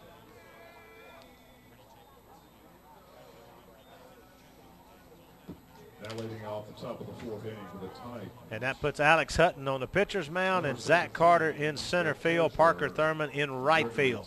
So that should have the set. We'll have to look around and make sure. I think everybody else is still the same. It appears so. So Zach Carter is done on the mound today, and now Alex Hutton up there facing Gregory Tierce. First pitch misses low and away for a ball. Zach will get a no decision today. Worked 3 innings, gave up 3 hits, 1 run. It was earned. He walked 3 and struck out 2. Had 1 wild pitch. Now the 1-0 pitch hit into the air towards center field. Zach Carter drifting over a little bit towards right center, camps under it, makes the catch, and records the out. And that'll be 1 out for Jonathan Brooks. We've got some defensive changes. Moving to the mound now for the Pirates number 5, Alex Hutton. We'll get those others to you later. Now batting for that'll bring Jonathan Brooks to the plate. Left fielder struck out his first at bat.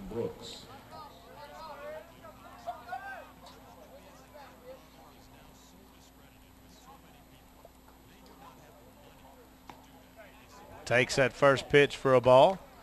A couple of big surprises going on at Bay Hill today as well in the Arnold Palmer golf tournament there at Bay Hill. Oh, yeah? A guy that I've never heard of. I'll give you his name in just a moment.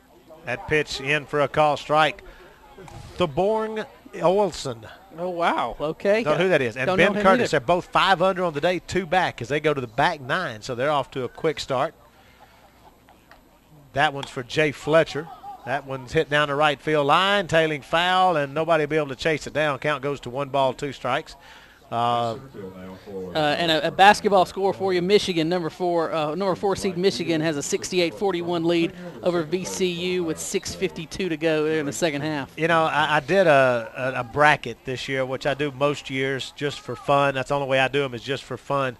And I'm going to be honest with you. My bracket might as well not have done one with the way that thing's turned out because it's crazy. It is wild. I mean, Harvard wins their game. I know. Then Florida Gulf Coast somebody, a 15 seed, wins their game against a 2 seed. Against a 2 seed. I mean, it's just crazy what's going on. So, yeah, it is wild. 2 balls, 2 strikes to Jonathan Brooks. Popped up, foul, out of play once again. Count remains 2 balls, 2 strikes. Of course, Ole Miss gets their victory. They'll play tomorrow, and they should have been playing Kansas, right? Kansas, and end up there's an upset there. So instead of them going to play a number 4 seed, they actually get to play the 13 seed, LaSalle. So some crazy things going on in NCAA. Now the 2-2 pitch from Alex Hutton to Jonathan Brooks. Misses high for a ball, 3-2 the count.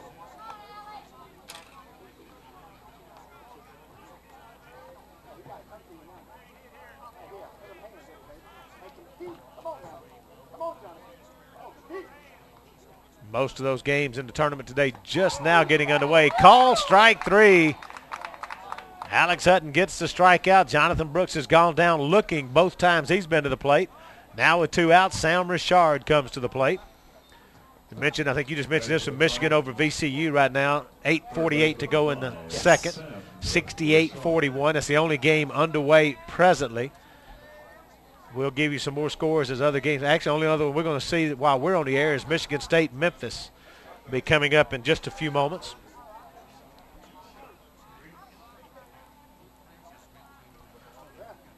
Now the first pitch in for a strike on the inside part of the plate. Richard kind of crowding the plate a little bit. And that one close to him, but in for a strike.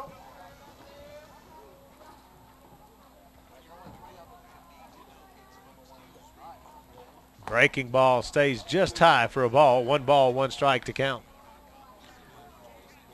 But when you look at some of those games from yesterday, I mean, obviously Harvard winning was one of the biggest ones. Now the 1-1 pitch. Hit to left field. Solis first going back, now coming up, and can't make the play. It'll land safely for a base hit. He smothers it, gets it up, gets it back in quickly. He took off going back at first, which if you're not sure that's where you want to go first, right. Then he couldn't come back up in time to make the play. So that'll be a single for Sam Richard, and that'll bring Bryce Williams to the plate. At the plate for Ridgeland, shortstop, number 2, Bryce Williams. Yeah, but some of these games have just been, upsets like none other in this tournament. I mean, Florida Gulf Coast University. Yeah. Beat Georgetown. Which is just insane. I think the school's only been in existence like 3 or 4 years. It's only the second year they've had a program eligible to play in NCAA. I think because they were saying some of the players have been playing basketball in college longer than the school's been in existence. And they come up and beat, a year in, year out perennial power in Georgetown by 10. I mean, it wasn't like a buzzer beater. Called strike on the inside corner to Bryce Williams. They beat them 78-68, so just some crazy things going on. You always see some 5-12 upsets. Right, there's always a few, but this year it just seems to be so many. But 4 many. 13s, 3 14s, 2 15s, that just never happens. Never Runner happens. goes, pitch is fouled off. No ball, 1 ball, 2 strikes to count. I mean to see a 15 beat a 2. That's unusual. Has a 16 ever beat a 1? I'm going to look down the way. Has a 16 ever beat a 1 in the NCAA tournament? I don't think so. I don't think so. I don't think that's ever happened. I'm being told that there may have been a few way back in the dark ages. There's a fly ball right center field, moving over, almost a collision, but they get enough communication. Zach Carter and Parker Thurman, 2 seniors, going for it. Zach Carter lets Parker take it. Parker says, I got it, good deal. Everything's cool. No runs on 1 hit, no errors, 1 left. We played 3.5. Pearl and Ridgeland tied at 1. Back in a moment on the Pirate Media Network in My 35. It's back, and the selection is better than ever. T&D Furniture's 3-room special for $14.95. Get your choice of sofa, love seat, coffee table, 2 end tables, 2 lamps, dresser, mirror, chest, headboard, bed frame, mattress set, and a dinette, all for only $14.95. That's a house full of furniture for only $14.95. You always get more for your money at T&D Furniture. And take advantage of our 12-month same-as cash or no credit check financing. Serving Mississippi since 1967, Mississippi Bonding Company is prepared to help in your time of need. Our agents are the quickest, most efficient, and most educated bail bonds agents in the area. We use state-of-the-art computer equipment and services to process all applications, credit cards, and deliver the necessary documents to get your friends and family released as quickly as possible. All jails, all courts, statewide and nationwide service, 24 hours a day, 365 days a year. In trouble? Call Mississippi Bonding Company right now and let our professional agents help.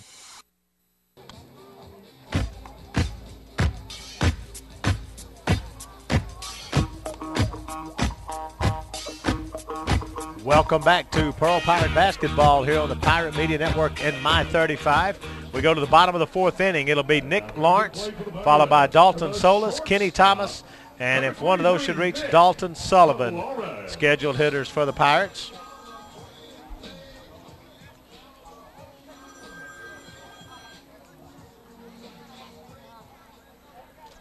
Lawrence reached on a fielder's choice his first at bat.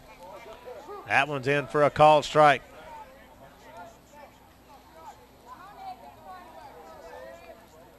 No balls, one strike to count. Strike two to Dalton Solis.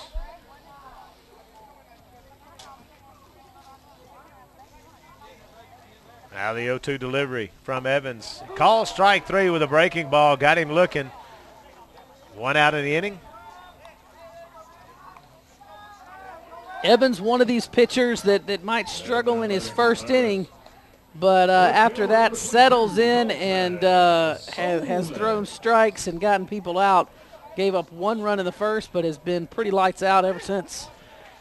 According to Google answers, a 16 has never beaten a one in the NCAA tournament. According to Google. That one's fouled off. Now, I've got some dispute up here in the press box saying Google could be wrong, and they could be. That's why I qualify. According to Google. Actually, this is Wikipedia or something, I think, is actually who gave me this.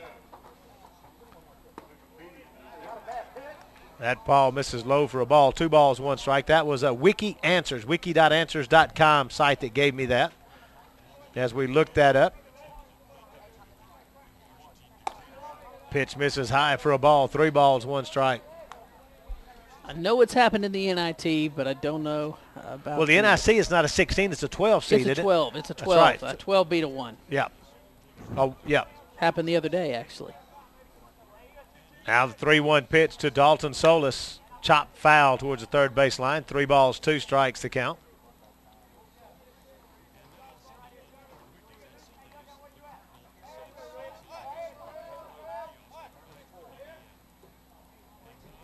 There's a well-hit ball into center field. Center fielder got turned around. It's going to go over his head. Solis is going to round first, heading for second.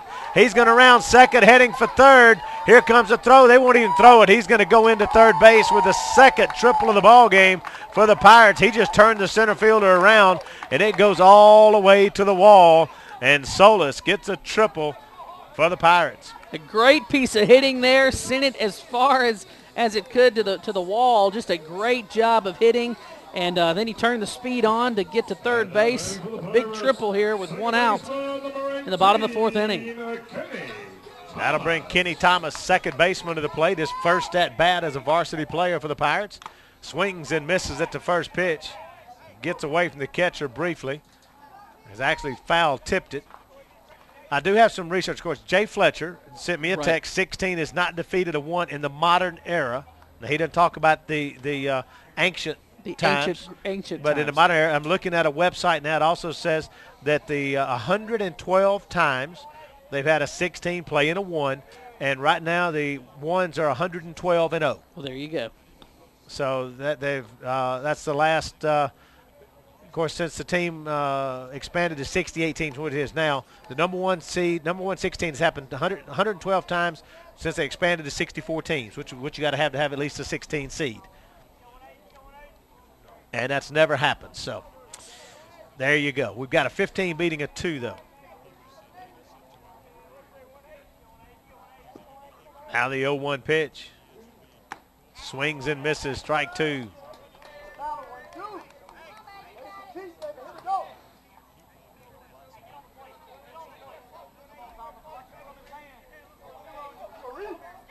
Kenny Thomas in a pressure situation coming in for a youngster.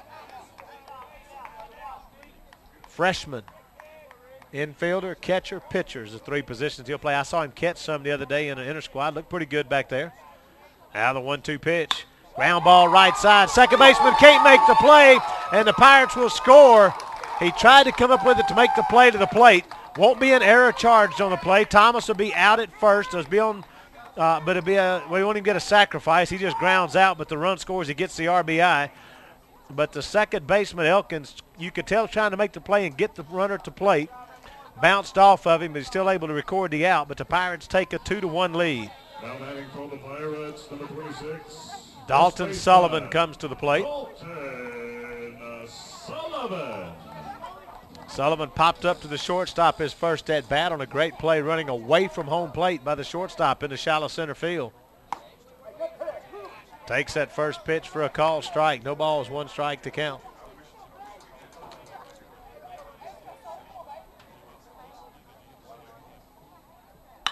Ground ball right side. Second baseman Elkins gets there, makes the play, and records the out. And the Pirates will get one run on one hit, no errors, nobody left on base. We've played four. Pirates lead the Titans by a score 2-1. Back in a moment on the Pirate Media Network and My 35. I'm Michael Joe Cannon. Why wait when you can get a great deal during the Nissan Now sales event going on now at Cannon Nissan? He's right. So come get your Cannon Nissan right now. This is our third vehicle from Cannon Nissan, and we love every one of them.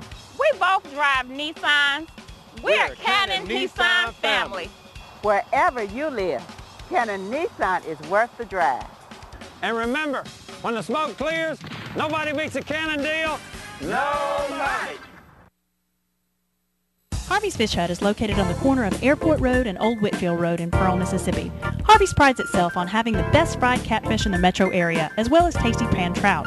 Harvey's Fish Hut only serves quality Mississippi farm-raised catfish. Dine-in or carry-out, Harvey's Fish Hut is always served hot and fresh, open Monday through Saturday for both lunch and dinner. So stop by and see Willie Harvey at Harvey's Fish Hut on the corner of Airport Road and Old Whitfield Road, or call to place your order at 601-939-6262. 601-939-6262.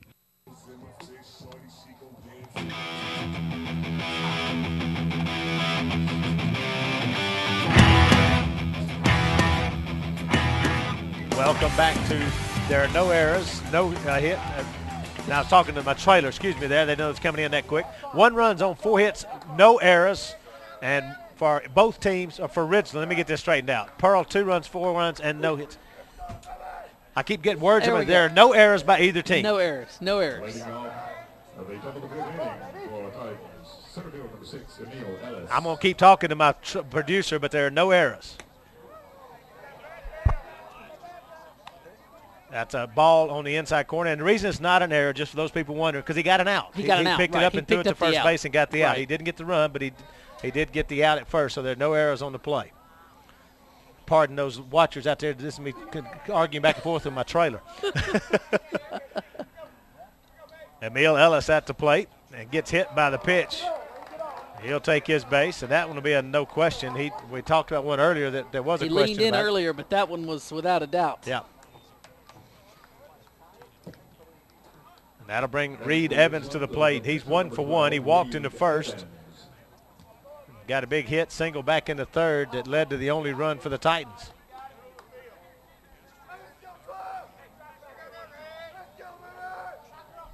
Now runner at first base for Evans. Hutton throws over to first quickly to try to keep that runner close.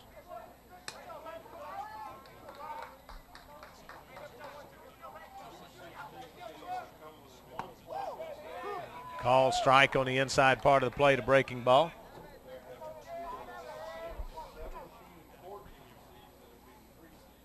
You know, I bet Evans can send a baseball for a pretty good ride if he gets the right pitch. Does have 1 home run. 3-way tie for the team leading RBI with 10. Pops it up right side, shallow right field. Thurman coming in hard, going back and making the play. Good job by the second baseman, Kenny Thomas, backtracking and getting the play and making it out. I don't know for sure if Parker was going to get there or not, but he didn't call him off, so maybe Parker realized he wasn't going to get there. So he gets the out, and that'll bring Jackson Twitty, the designated hitter, to the plate. Good job there by Thomas, checking into the game. Didn't get the start there at second base, but has checked in, doing a great job, and went out, got the ball, made the catch. I think they showed a replay without telling us they were showing a replay as I glanced over at the screen at the end of it. Throw over to first. It gets back in ahead of the tag.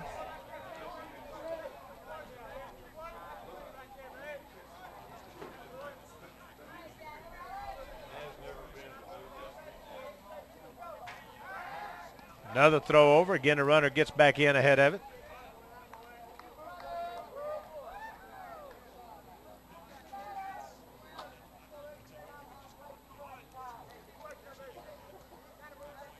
He is taking a really big lead at first base. Again, Hutton takes a good long look, then pitches. Now they're going to throw behind him and not quite in time. The pitch was a ball high to Twitty. There have been a number of times, they said there's never been the upset, but there have been a number of times within 1 point. There have been 2 16 seeds come within 1 point of upsetting a 1 seed in the tournament. Now we're going to get, now the base umpire is deciding to swap his position and move over in towards the pitcher. There have been 7 15s beat a 2. Okay. Now there have been 0 16s beat a 1, 7 15s have beat a 2, including Florida Gulf Coast last night. Runner goes, foul back. Count goes to 1 ball, 1 strike. So Florida Gulf Coast defeating Georgetown 78-68 was the 7th. Lehigh defeated Duke last year. Norfolk State defeated Missouri last year. That was the first time, last year was the first time it happened since 01 when Hampton beat Iowa State by 1 point. Wow. There's enough for your NCAA bracket trivia. Bracketology. 1-1 count. Pitch misses outside for a ball. 2 balls, 1 strike to count.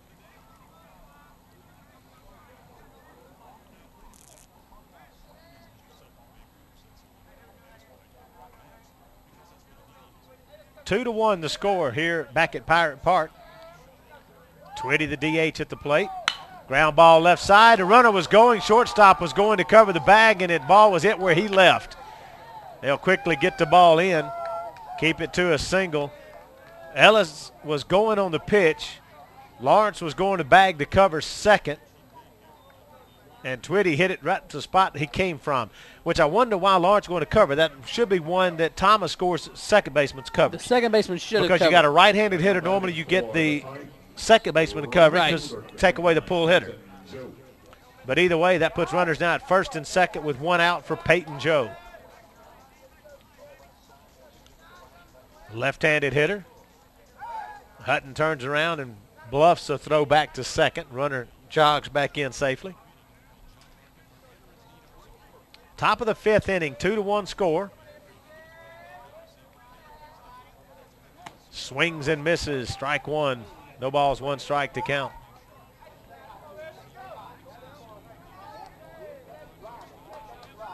Evans has gone the distance for the Titans. And for the Pirates, Carter went the first 3. Hutton's now 1 1/3 in.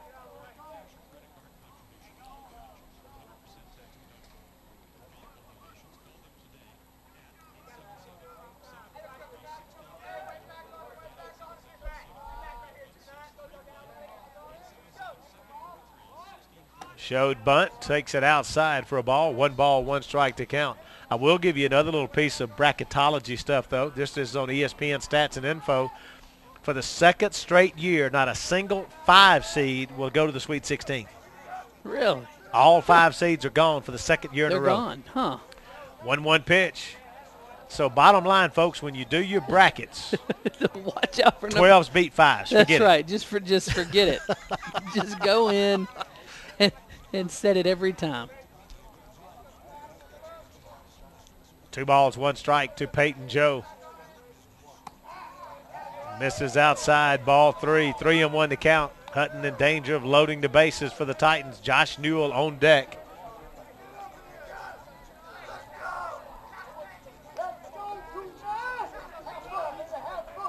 Ellis at second, Twitty at first. Peyton Joe at the plate. Way outside, ball 4. Zach Prince, he was saying something to Alex. Alex was just saying, let me have the ball. That'll bring Joshua Newell to the plate with the bases loaded and 1 out here in the top of the 5th inning. Titans looking to try to tie the game up, if not take a lead. They trail 2-1. Pirates would really love a double play here. Joshua Newell's 1 for 2. He singled in the second, grounded out to second in the third. First pitch, check swing, foul. No balls, 1 strike to count. Infield will play in at the corners. In case it goes there, they'll come home. Try to get the double play starting at home plate.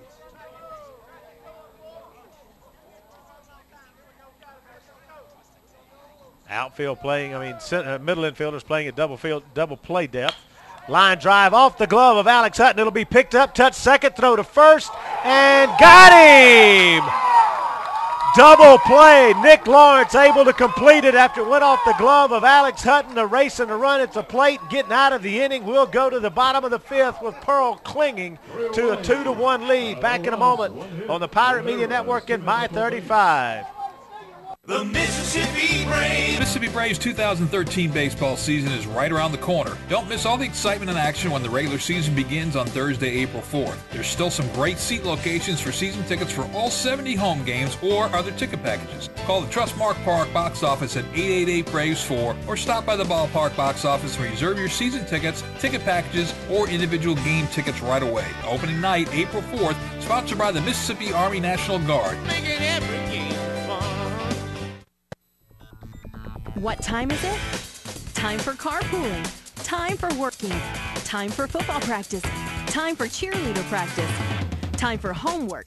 Time for grocery shopping. Time for cooking. Time out. At the Face and Body Center, we know that your time doesn't always include time for you.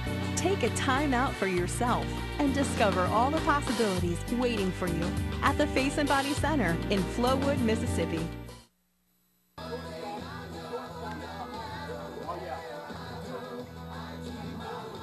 We go to the bottom of the 5th inning. Pearl clinging to a 2-1 lead. We got to look at that inning-ending double play.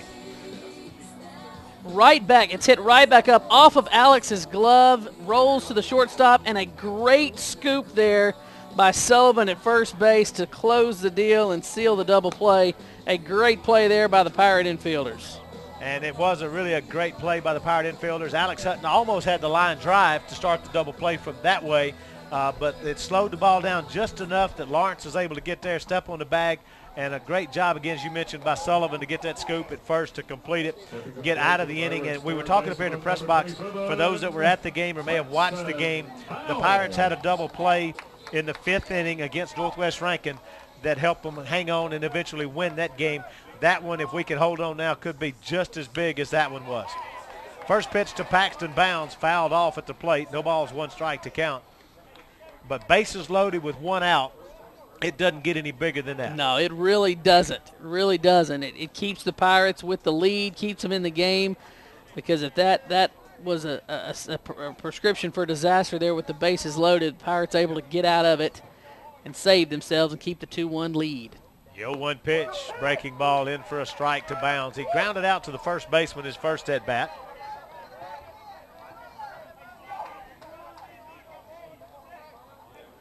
Now the 0-2 pitch. Fouled off right side, out of play. That's one of the things, Justin, I talked about with Coach Barnett, and you and I talked about some of the pregame. Defensively, this Pirate team's solid. Oh, yeah, absolutely. We've seen Paxton Bounds make a great play at third. Now Lawrence at play there at second, getting the double play. Swings and misses at the third strike. Catcher gets up, throws the ball, throws it to the wrong side of the bag, but records the out anyway. But that's the one thing we talked about is defensively, and we've seen outfield make a couple of good plays. The infielders making some plays. So I think defensively we're solid. The question is we've only got 4 hits. Of course, we're going up against a really good pitcher. But can we get it done at the plate? That's going to be the thing going forward. That's going to be the question going forward. I'm impressed with the guys at the corners. Bounds and Sullivan played great games today. Lawrence at short as well. First pitch to Carter, bunts it foul down the third baseline. Kind of a defensive bunt almost. His last minute square, and then just kind of fought it down the third baseline. Carter tripled in the first inning, struck out in the second. Now he bats here in the 5th inning. 2-1, Pirates lead. Carter will not factor in the decision, even though he started on the mound. The game was tied when he came out. Pirates took a lead with Hutton on the mound, so Alex is the one stands in line to get the win at this point. Now the 0-2 pitch. Swings and misses at a breaking ball, and that'll be strike 3. And that'll bring Alex Hutton to the plate with 2 outs here in the bottom of the 5th.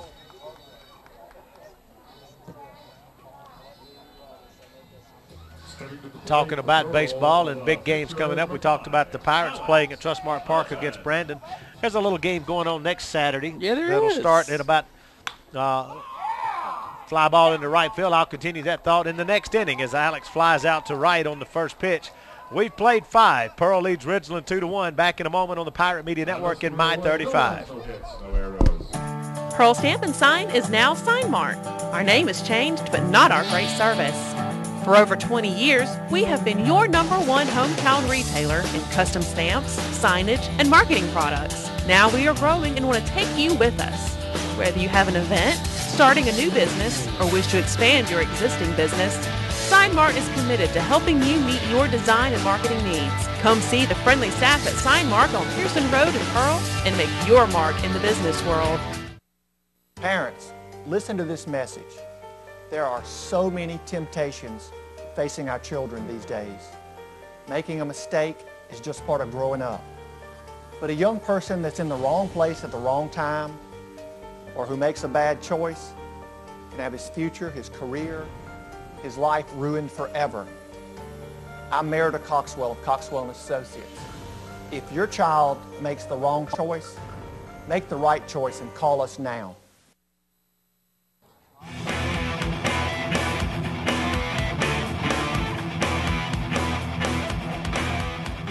Welcome back to high school baseball here on a Saturday afternoon. Pearl Pirates have a 2-1 lead over the Ridgeland Titans. Game started off with the Pirates taking a lead in the first inning, loaded the bases, left them stranded, but were able to pick up 1 run. They came back later and scored in the 4th. For the Titans, they were able to score a run in the 3rd. They loaded the bases again in the 5th, but the Pirates a great double play to prevent them from scoring. So 1 run, 5 hits, no errors for the Titans, 2 runs, 4 hits, and no errors for the Pirates. Tierce steps in, the catcher for Ridgeland. He steps in here against Alex Hutton. The first pitch to him is outside for ball 1. Hutton came on in relief of Zach Carter and is in line for the win. That pitch across for a strike, a ball and a strike now the count on Tierce.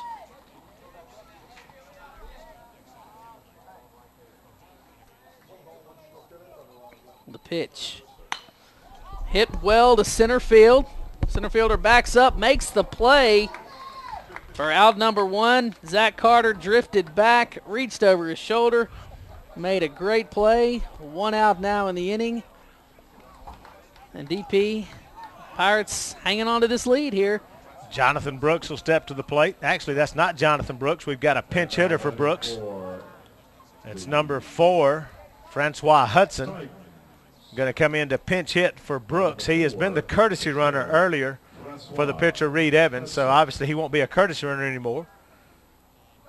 As we've got Francois Hudson coming in to pinch hit in the ball game.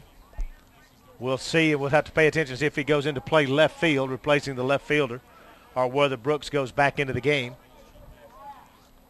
Hudson hitting .400 on the season. Takes the first pitch for a called strike. No balls, 1 strike to count. This is a guy you'd like to keep off the base paths because he's a speedster. He likes to get on and steal bases. Pirates will do all that they can to keep him from getting on. 0-1 pitch, a breaking ball, misses outside. 1 ball, 1 strike to count.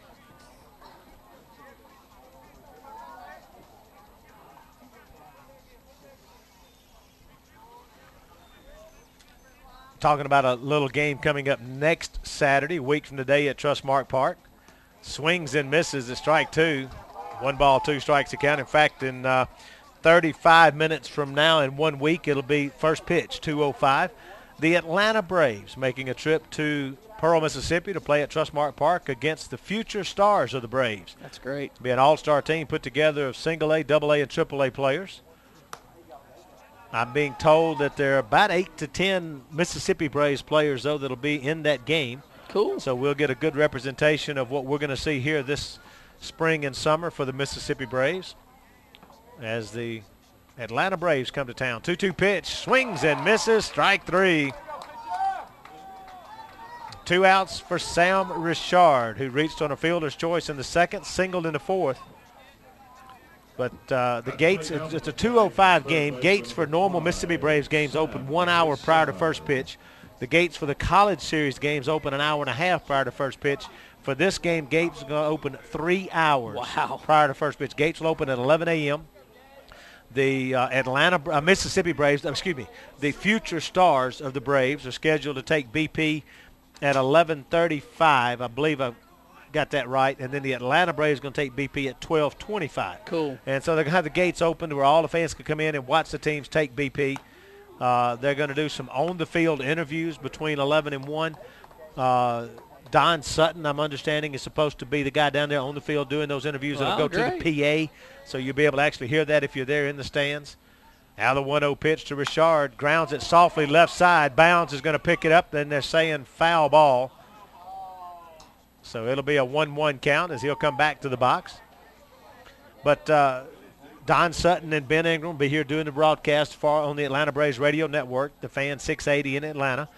And Don Sutton, I think from what I've been told, is actually going to be down on the field doing some interviews with some of the Atlanta Braves players as well as some of the future stars players that I'm assuming will go out on the radio as well, but will also be on our PA mic. Ground ball chopped towards the right side. Kenny Thomas picks it up, plants, throws to first, and gets the out. And 1, 2, 3 go the Titans in their half of the sixth. We'll go to the bottom of the sixth with Pearl clinging to a 2-1 lead over the Ridgeland Titans. Back in a moment on the Pirate Media Network and My 35.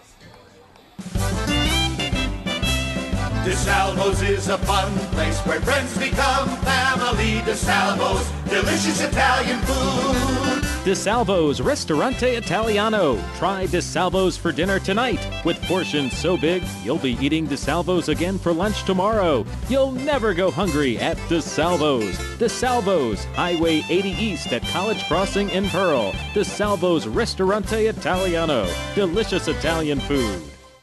It's the Stringer Furniture's Tax Time Savings Event. We are going to put money back in your pocket. Save on this dining table and 6 chairs for only $4.99. You can get a sofa and love seat set or a sectional for only $6.99, available in 4 colors. And don't forget the kids, a 5-piece bedroom set for only $3.99, available in 4 finishes. As always, Stringer Furniture has in-store financing and free layaway. Come see the Stringer Furniture family, where we improve lifestyles for less. Come or go online at stringerfurniture.com.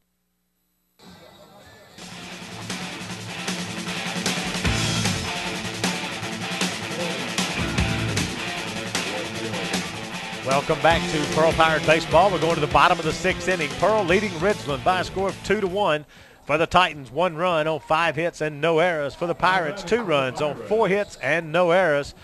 For Pearl here in their half of the 6th, it'll be Parker Thurman, Zach Prince, Nick Lawrence, and one of those should reach Dalton Solis. First pitch to Parker, down and in for a ball. 1 ball, no strikes to count.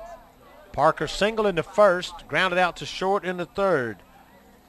Reed Evans has gone the distance. 5 innings of work, 4 hits, 2 runs, both earned. He's walked 1 and struck out 6. 71 pitches after that one, 49 strikes, 22 balls. So altogether a good outing for Evans. His ERA now at 3.00. That pitch misses for ball 2. 2 balls, 1 strike to count. Coming into the game, he had a 3.05, so he's dropped it by the 0.5.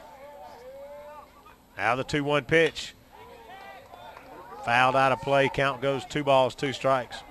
The DP, the Atlanta Braves, will they come next Friday night, spend the night, and that kind of thing, or will they come over Saturday morning? Do you know how that's going to work? What I understand, they're flying them in Saturday morning. Okay. And then they'll fly back when the game's over. Gotcha. Because they open on Monday. Right. They open in Monday. Atlanta. And so it's a short turnaround for them, and they've been in Orlando the whole time. I don't think they're going to Atlanta first. I think they're coming from Orlando to here. Okay, gotcha. And then going to Atlanta. So I think they want to get home and get a night's sleep.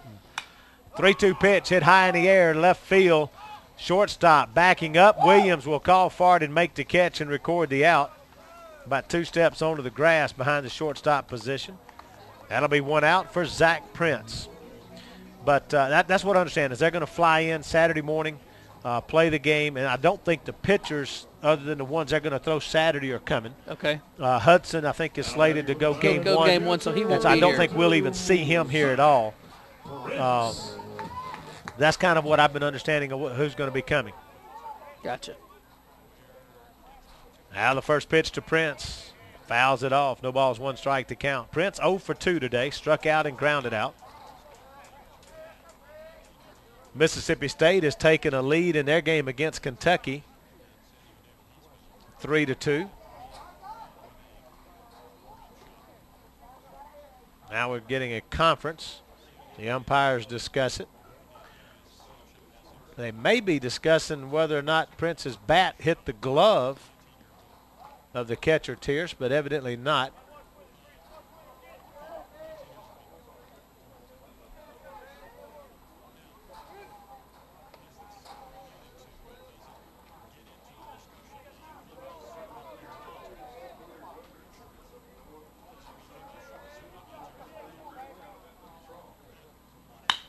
Ground ball hard left side. Williams is going to pick it up.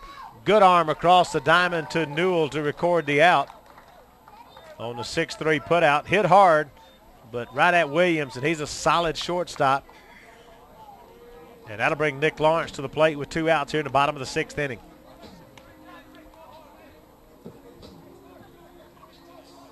Stepping to the plate for Pearl, number 23, the shortstop, Nick Lawrence. Renfro hit another home run for State. That's how they took the lead. Popped up high in the air behind home plate. Catcher Tierce circling back at the screen and can't make the catch. Trapped it on the fence. It hit in his glove. He never dropped it, but he trapped it on the fence. As we can stand up and get a good view of that one, and an alert umpire made the call. It's going to be a foul ball, but it won't be the out. He almost had it. Hit his glove first, but it bounced off his glove onto the fence, and that makes it a dead ball immediately. Good play by the catcher, but just couldn't quite get it in there. Now no balls, 1 strike to Nick Lawrence. Hits it softly over the head of the first baseman down the right field line. Foul ball by about 1.5 feet. Close.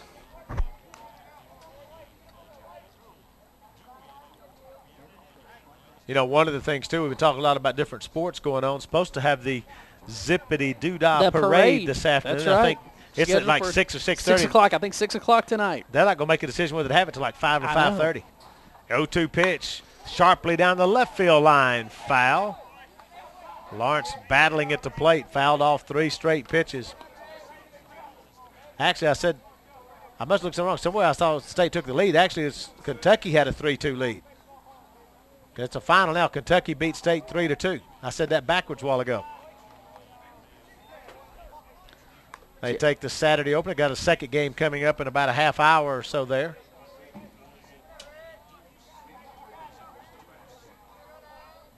Now the 1-2 pitch. Chop foul once again.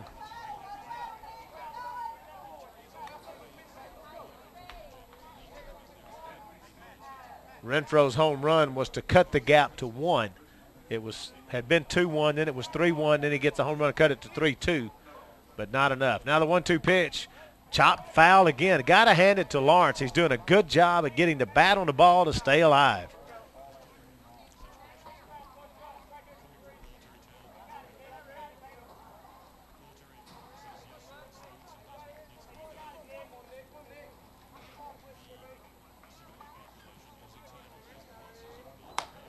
Takes that pitch high for a ball. like to see kids, and I say kid, he's a freshman, right, come up here and play the kind of game he's played. Done a solid job defensively, and even though he doesn't have a hit, he's battling hard here at the plate. 2-2 pitch, swings and misses as Reed Evans wins the battle and gets him on strikes. We've played 6. Pearl leads Ridgeland 2-1. Back for the top of the 7th in a moment on the Pirate Media Network and My 35. Serving Mississippi since 1967, Mississippi Bonding Company is prepared to help in your time of need. Our agents are the quickest, most efficient, and most educated bail bonds agents in the area. We use state-of-the-art computer equipment and services to process all applications, credit cards, and deliver the necessary documents to get your friends and family released as quickly as possible. All jails, all courts, statewide and nationwide service, 24 hours a day, 365 days a year. In trouble? Call Mississippi Bonding Company right now and let our professional agents help. If you've got bad credit, and I mean bad credit, then you need to come see us at Auto House.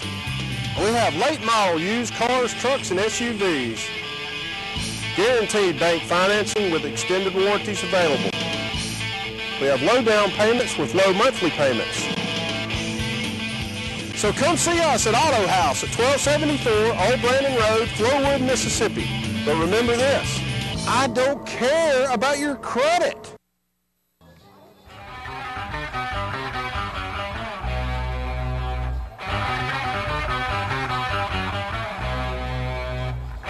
Welcome back to Pearl Pirate Baseball here on the Pirate Media Network. We're going to the top of the 7th inning.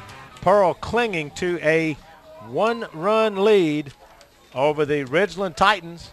Make sure and stay tuned post-game. We'll announce our PMN players of the game, brought to you today by Sonic Drive-Ins and Moss Creek Fish House. Our players of the game sponsors today. First pitch from Alex Hutton hits Bryce Williams on the arm. He'll take his base. That's not how you want to start this inning. You don't want, when you got a 1-run lead, you definitely don't want to get the leadoff batter on base that easily on one pitch. But nonetheless, he is there.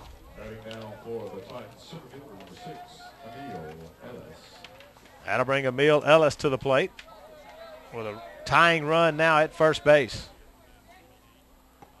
Takes that pitch for a ball. 1 ball, no strikes to count.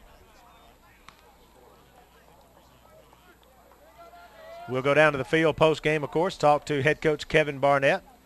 And if the Pirates can hold on to this lead, we'll also talk to a couple of players. So make sure and stay tuned for our post-game show here on the Pirate Media Network. That pitch misses inside for a ball. 2 balls, no strikes to count.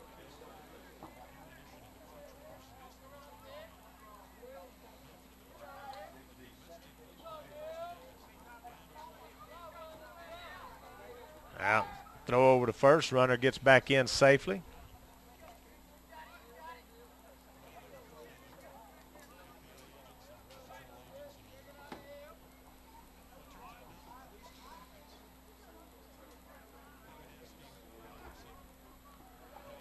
Two-0 count to Ellis. Runner goes, pitches outside for a ball. They're going to throw down. He's safe with the stolen base. Williams his 12th stolen base on 14 attempts. It's not bad. Now Ellis got a 3-0 count with a runner at second base. That's the tying run down at second for the Titans. 3-0 pitch to Ellis is in for a strike.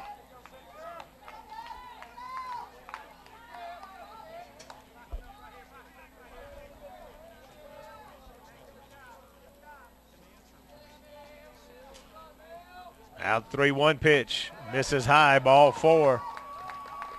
That puts the go-ahead run at first base for the Titans. And that'll bring to the plate Reed Evans, the pitcher. .333 batting average. A homer and 10 RBI on the season. And now he's got an opportunity to help himself out if he could make something happen at the plate.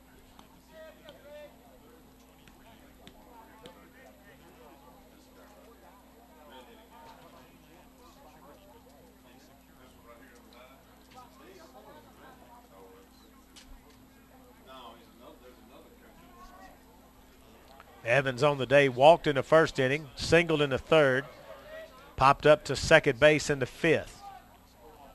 And now Hutton on the mound struggling a bit with the first two batters. He'd love to find that double play ball once again. First pitch outside for a ball.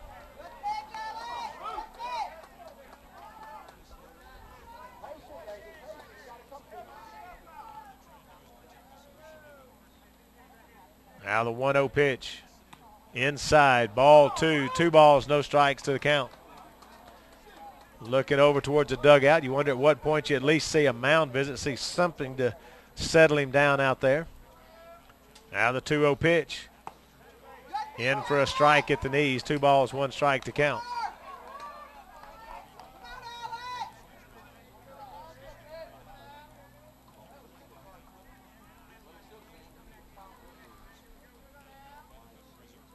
Hutton for the 2-1 pitch. Outside, ball 3. 3 balls, 1 strike to count. Alex in danger of loading the bases with nobody out here in the top of the 7th inning. Jackson Twitty on deck. The only other Titan with a home run on the season. 3-1 pitch, hits him, and that will load the bases for the Titans. A hit by pitch, a walk, and a hit by pitch. And that's going to bring Coach Craig Howard out to the pitcher's mound to talk to his pitcher, Alex Hutton.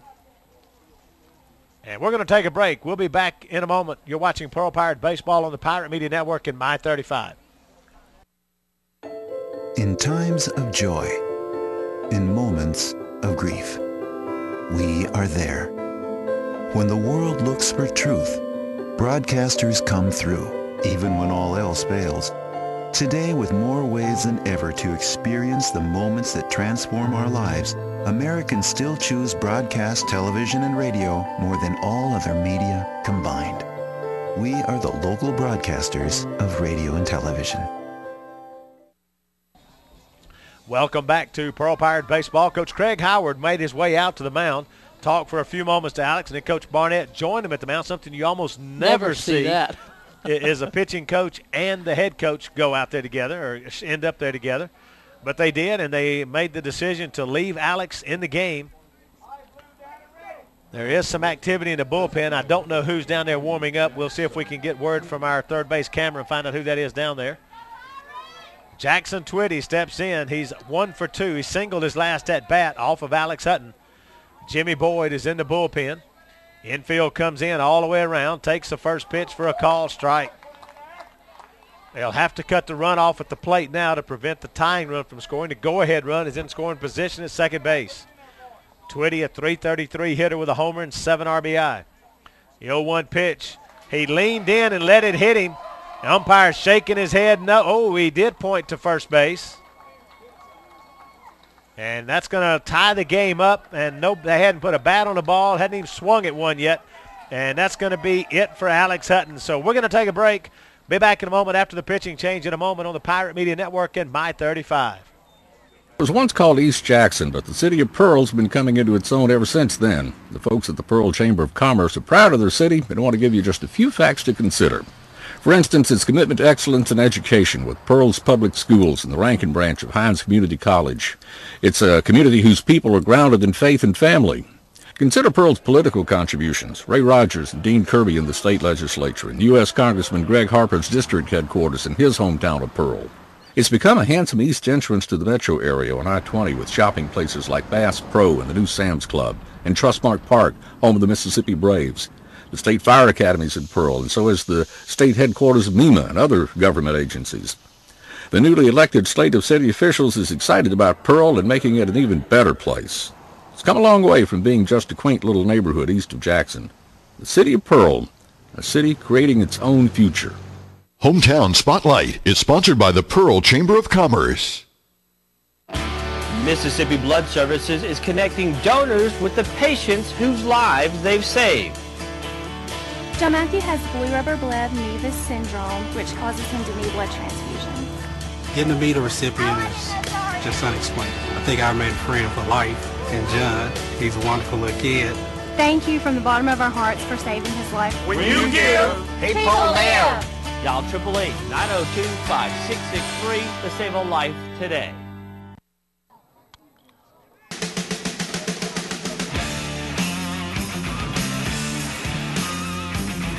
Welcome back to Pearl Pirate Baseball here on the Pirate Media Network in My 35. It's now a tie game.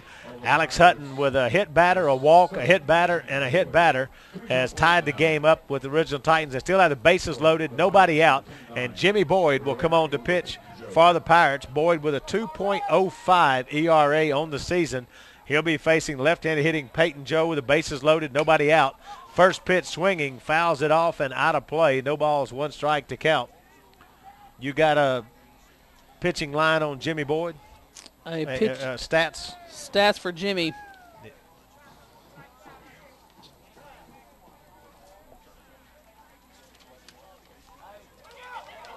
Wild pitch down in the dirt. It's going to allow a run to score, and the Titans will take the lead.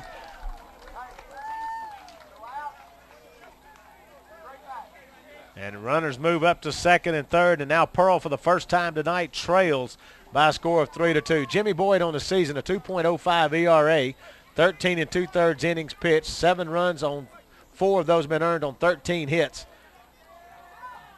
But that wild pitch costly there. Swing and a miss, strike 2, 1 ball, 2 strikes to count. On the season, Boyd had 2 wild pitches. He's walked 7 and struck out 9. Of course, those runs are so far charged to Alex Hutton. That pitch outside for ball 2, 2-2 the count.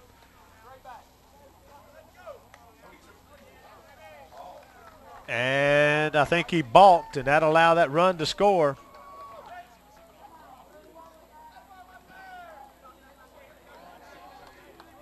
And the count remains 1 ball, 2 strikes, so you have to take the pitch off the board that he had. So it's a 1 ball, 2 strike count. That pitch hits the batter, and he's going to take his base as well. The Pirates are just on the mound, falling apart totally here in the top of the 7th inning. The Titans have yet to put the bat on the ball in play. Wow. Hit batter, walk, hit batter, hit batter, hit batter. And we're going to get a courtesy runner for the right fielder, Peyton Joe. So it's going to be a pinch runner. It's going to be number 33, Carnell Funches. That'll bring Joshua Newell to the plate.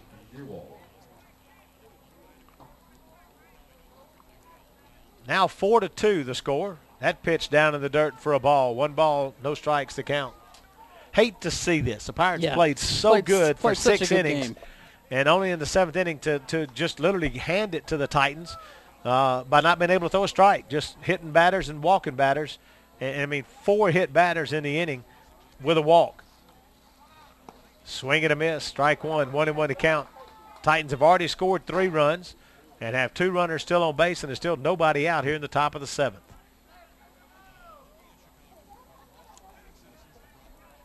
For the Pirates half of the 7th, it'll be Dalton Solis, Jimmy Boyd, Dalton Sullivan. Throw over to first. Funches back in safe. One of those should reach. It'll be Paxton Bounds, the 4th hitter.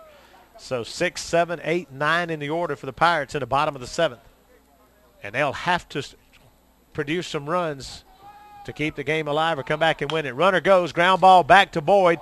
Bobbles it. Picks it up. Is going to throw to the plate. The runner's going to be out at the plate. And we've got some contact. And we've got 2 players ejected. Both Zach Prince and Twitty are both ejected from the ball game. The runner slid in. It was a safe slide, and Prince getting a little out of hand and getting back in his face and actually eject both runners, both players. It's going to be a fielder's choice for Newell on the play as he'll reach first. Twitty's going to be out at the plate. And we're going to take a look at a replay of that. A safe slide. Let's come back to a slide. They evidently did not get to play on that, which we're going to take a break because they're going to have to make a change in the catching position. So while they do that, we're going to take a break. Back in a moment on the Pirate Media Network in My 35.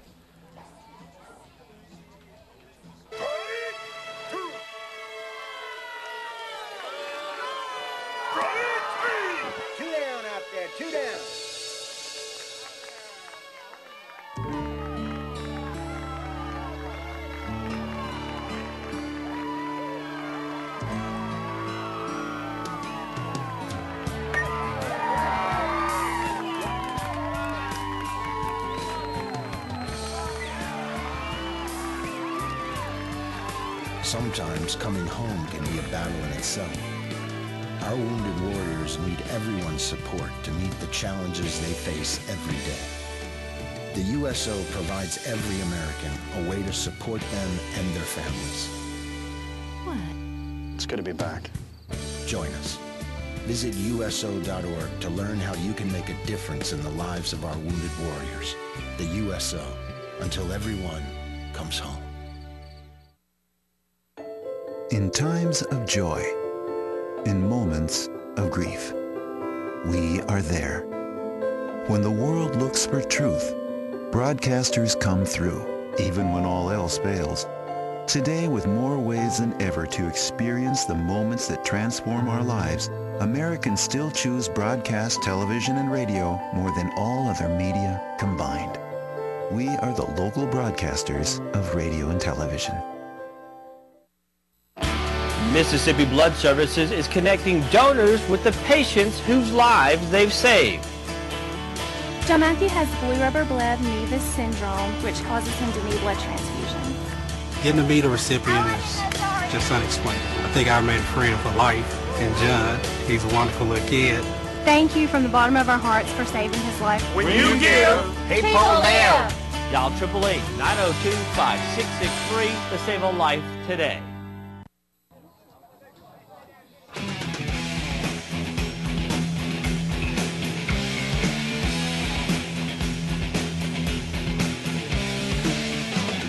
All right, we got the changes. Orrin Myrick comes into the game in place of Zach Prince, who got tossed from the game.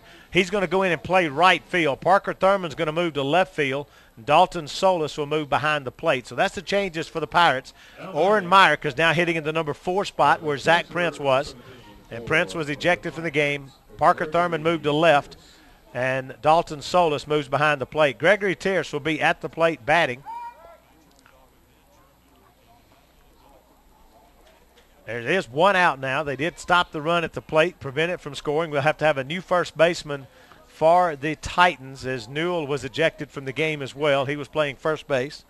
So when they take the field, we'll see who goes into that first base spot. Actually, not Newell. It was Twitty. Twitty. The DH is who was ejected, so that may not matter. That pitch misses for a ball. I said Newell. It wasn't Newell. It was Jackson Twitty. Up and in for a ball. 2 balls, no strikes to count. One of the things that didn't take place during that delay is Jimmy Boyd didn't throw any to stay loose. He couldn't have thrown to the plate, but he could have thrown with any of his infielders had he chosen. 2 balls, no strikes to count. Called strike, 2-1 to count to Gregory Tierce. Tierce is 0 for 2. He walked in the second, flew out to center in the 4th and in the 6th.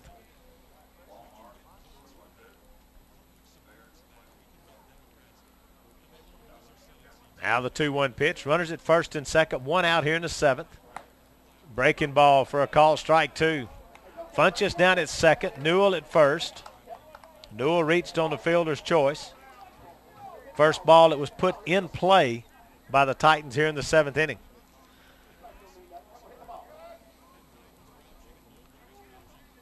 Unless the Pirates can come back and tie it or take a lead, Alex Hutton would take the loss. So far, the runs have been charged to him that have scored here. The 3 runs scored here in the top of the 7th.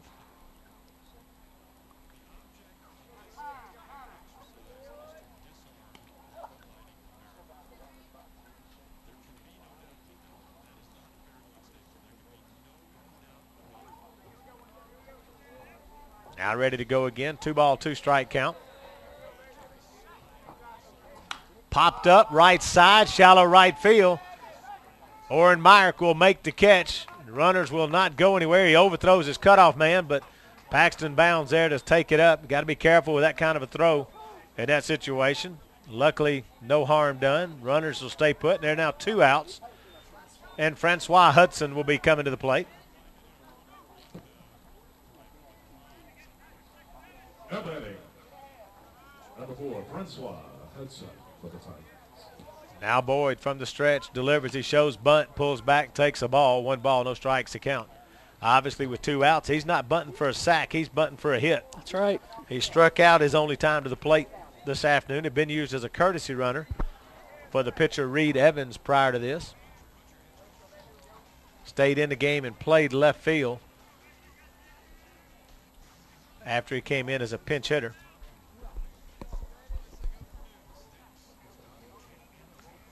Again, we had a pinch runner for the right fielder. We need to see who comes in and play right field for the Titans. That pitch misses high for a ball. Joe can re-enter. The starter can re-enter, but somebody that wasn't a starter can't re-enter the game. Now the 2-0 pitch. Misses low and away, ball 3. 3 balls, no strikes to count to Francois Hudson. Again, don't forget our PMN players of the game. We will announce those post-game. It'll be brought to you this week by Sonic and Moss Creek Fish House. 3-0 pitch is in for a strike. 3 balls, 1 strike to count. Each of our 2 players will be given a gift card to Sonic and Moss Creek. Hits him with that pitch. He'll take his base. And that is the 5th hit batter this inning by Pirate pitching. Wow. It's like the wheels have fallen off here in the top of the 7th. That'll bring Sam Richard, third baseman, to the plate. Third baseman Sam Richard. First pitch misses high for a ball. 1 ball, no strikes to count. Following this game, the Pirates will be taking on the Kosciuszko Whippets. They are on the ground somewhere. We're taking some BP while they go out in the cage.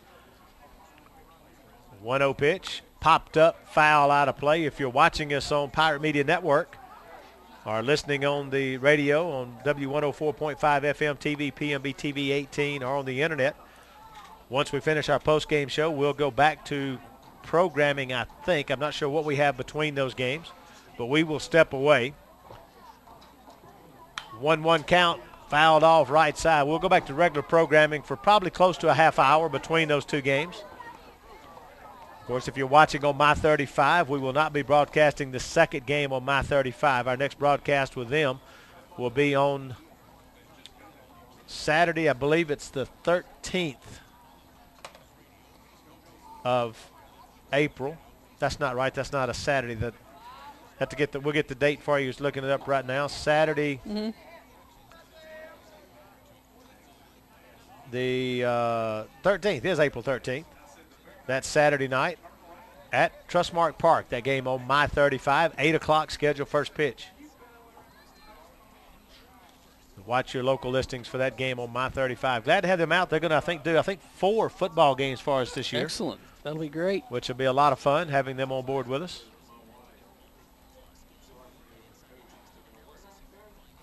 1 ball, 2 strikes to Sam Richard. Bases loaded, full of Titans. 2 outs. The pitch.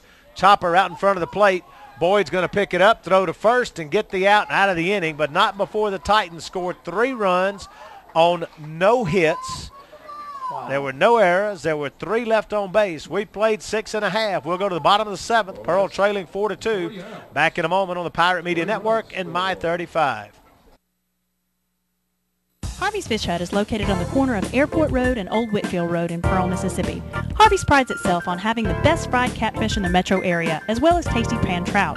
Harvey's Fish Hut only serves quality Mississippi farm-raised catfish. Dine in or carry out, Harvey's Fish Hut is always served hot and fresh, open Monday through Saturday for both lunch and dinner. So stop by and see Willie Harvey at Harvey's Fish Hut on the corner of Airport Road and Old Whitfield Road, or call to place your order at 601-939-6262. 601-939-6262. It's back, and the selection is better than ever. T&D Furniture's 3-room special for $14.95. Get your choice of sofa, love seat, coffee table, 2 end tables, 2 lamps, dresser, mirror, chest, headboard, bed frame, mattress set, and a dinette, all for only $14.95. That's a house full of furniture for only $14.95. You always get more for your money at T&D Furniture. And take advantage of our 12-month same as cash or no credit check financing.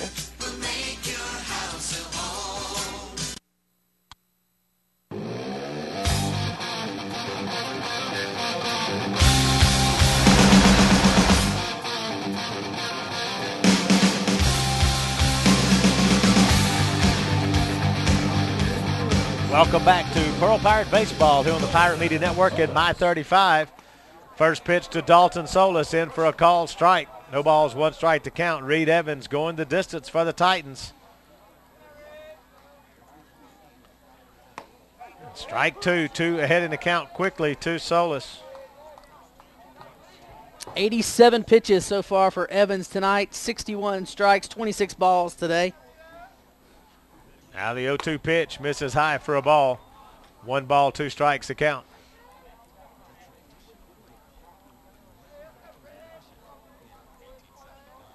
Now the 1-2 pitch. Outside, ball 2. Solis, followed by Jimmy Boyd, Dalton Sullivan, and Paxton Bounds. The first 4 scheduled hitters for the Pirates, and they've got to get some base runners, trailing by 2 here in the bottom of the 7th inning against the Ridgeland Titans. Popped up, foul out of play behind the third base dugout. Count remains 2-2. Again, stay tuned post game. We'll announce our PMN players of the game, brought to you this week by Sonic Drive-In and Moss Creek Fish House. We'll talk with head coach Kevin Barnett. And barring a comeback, we won't talk to players. Fouled off again. Solis doing a good job of hanging in there at the plate. Dalton tripled his last at bat.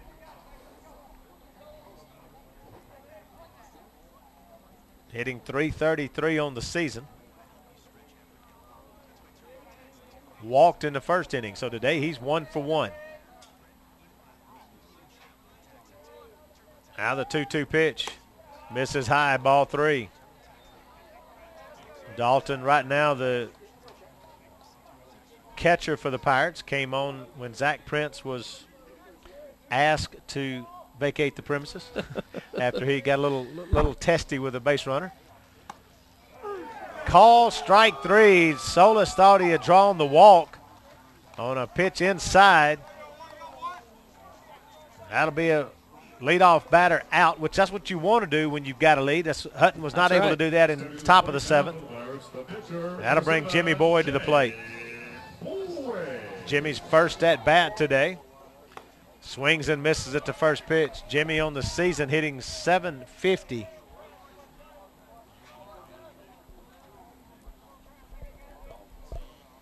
Swing and a miss, strike 2.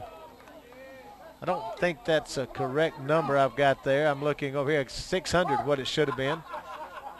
3 hits and 5 at bats. That pitch missing for a ball. 1 ball, 2 strikes to count. Now the 1-2 pitch. Hit softly into center field. Center fielder coming in, and we were able to get there and make the catch as it hung just enough to allow him to chase it down.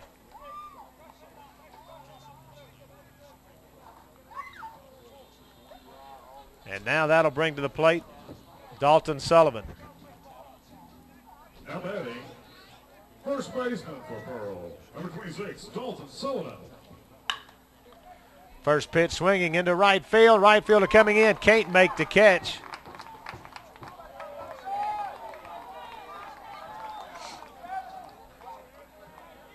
And that'll be a single for Dalton Sullivan. And the Pirates stay alive with 2 outs. Paxton Bounds coming to the plate. Batting for the Pirates, third baseman, number 27, Paxton. Bottom of the 7th inning. Pirates desperately need some more base runners. First pitch fouled just over top of the first base dugout. Whew. Woke up those Ridgeland players big time. Those guys scrambling.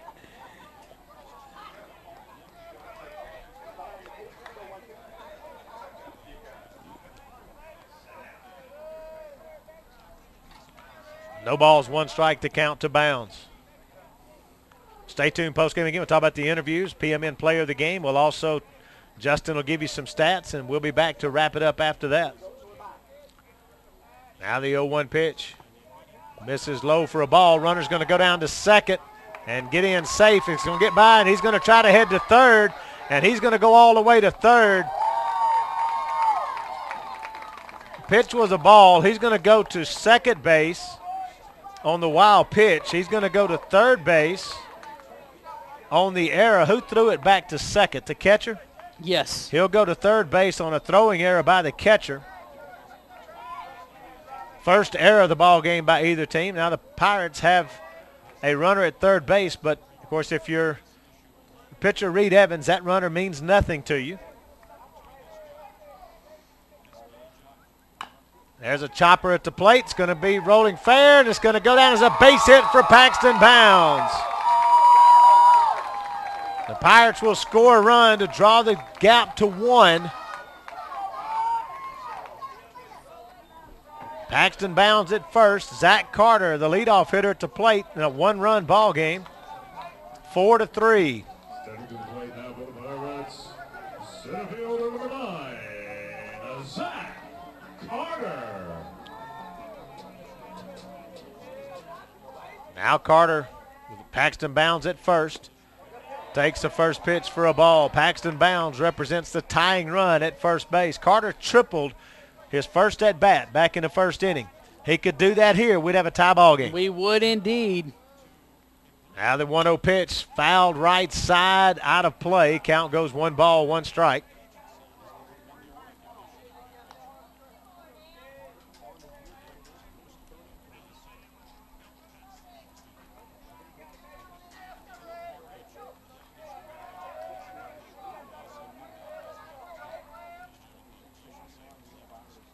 Swing and a miss.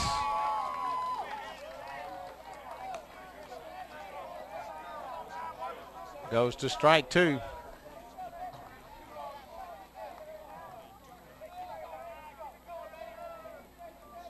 One ball, 2 strikes to count. Now the pitch. Grounded to the right side. First baseman's going to pick it up. Says, I got it. He takes it and runs to the bag and records the third and final out. And that will end the ball game. The Pirates will lose by a score of 4-3. Reed Evans goes the distance, gets the win. Alex Hutton will take the loss. No save in the game.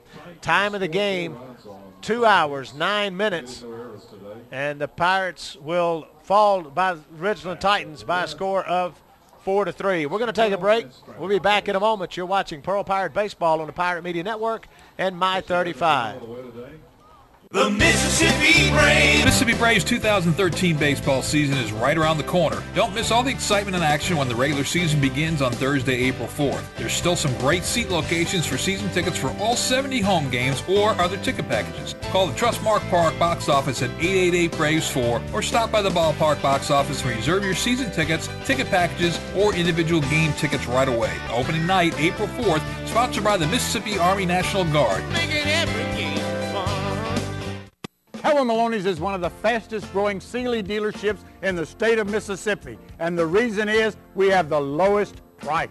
Con, maybe it's because we have a large selection of Sealy bedding. Could be, but I think it's because we have the lowest prices. Con, maybe it's our great financing or no credit check financing. Could be, but I think it's because we have the lowest prices. Cowboy has a special power buy, $99 each piece when bought in set. That's a king set, $99 each piece, or a queen set, $99 each piece.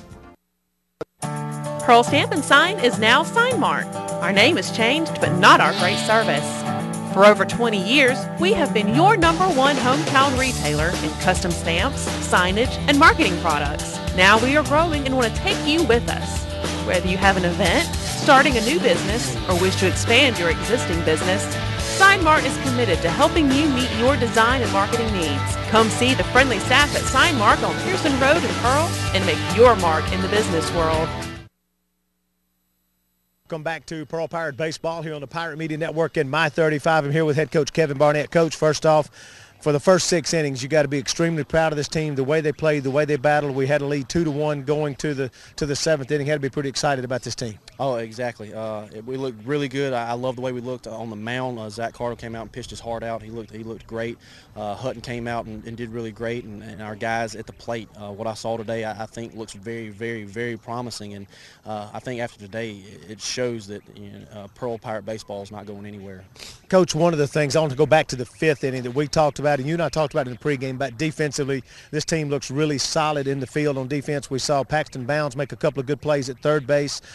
Nick Lawnshaw, a couple of good plays in the outfield. But the double play that ended the inning in the 5th inning, they had bases loaded with 1 out. A line drive goes off of Alex's glove.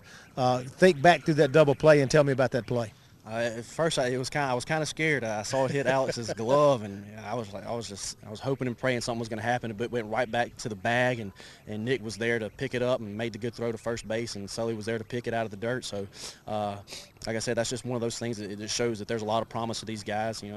Nick being a freshman, but he didn't lose his composure that play, and he kept it together and finished the double play out, and that's the kind of stuff I love to see. Coach, obviously a very disappointing end of the game. We just couldn't get a batter out in their half of the 7th inning until they scored 3 runs. You're getting ready to go down and talk to the guys, getting ready to play another game right now after this one. What do you go down there and tell them now? How do you put that top of the 7th behind you?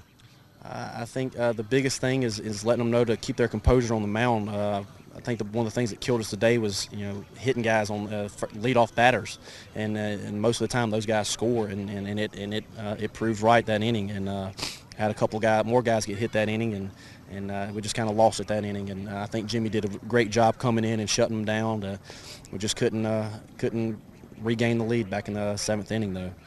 Coach, thanks a lot. Thank you. Head coach Kevin Barnett with the Pearl Pirates as they fall to the Ridgeland Titans by a score of 4-3. A good game today by the Pirates.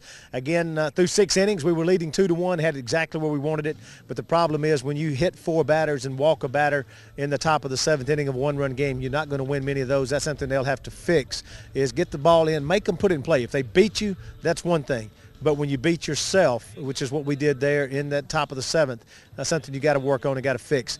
You're watching Pearl Pirate Baseball on My 35 and PMM. We're going to take a break. When we come back, Justin Bennett will bring it in and give you some stats, and then I'll rejoin him and we'll wrap up this game. You're watching Pearl Pirate Baseball on the Pirate Media Network and My 35. I'm Michael Joe Cannon.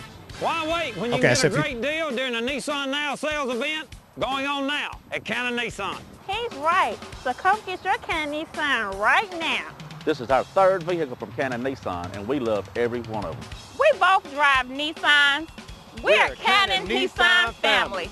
Wherever you live, Cannon Nissan is worth the drive. And remember, when the smoke clears, nobody beats a Cannon deal. Nobody. What time is it? Time for carpooling. Time for working. Time for football practice. Time for cheerleader practice. Time for homework. Time for grocery shopping. Time for cooking. Time out. At the Face and Body Center, we know that your time doesn't always include time for you. Take a time out for yourself and discover all the possibilities waiting for you at the Face and Body Center in Flowood, Mississippi. It's easy to have concerns about your cooling and heating system in the middle of summer, especially when you live in the Deep South. My friends at Hermetic Rush Services recommend you let them take away these worries when you call Hermetic Rush Services at 601-932-7874 for all your residential and commercial cooling and heating needs. You'll feel smarter from the shoulders up and a whole lot more comfortable head to toe. Hermetic Rush Services, where Rush is our middle name. Call them today, 601-932-7874. Serving Mississippi since 1967, Mississippi Bonding Company is prepared to help in your time of need. Our agents are the quickest, most efficient, and most educated bail bonds agents in the area. We use state-of-the-art computer equipment and services to process all applications, credit cards, and deliver the necessary documents to get your friends and family released as quickly as possible. All jails, all courts, statewide and nationwide service, 24 hours a day, 365 days a year. In trouble? Call Mississippi Bonding Company right now and let our professional agents help.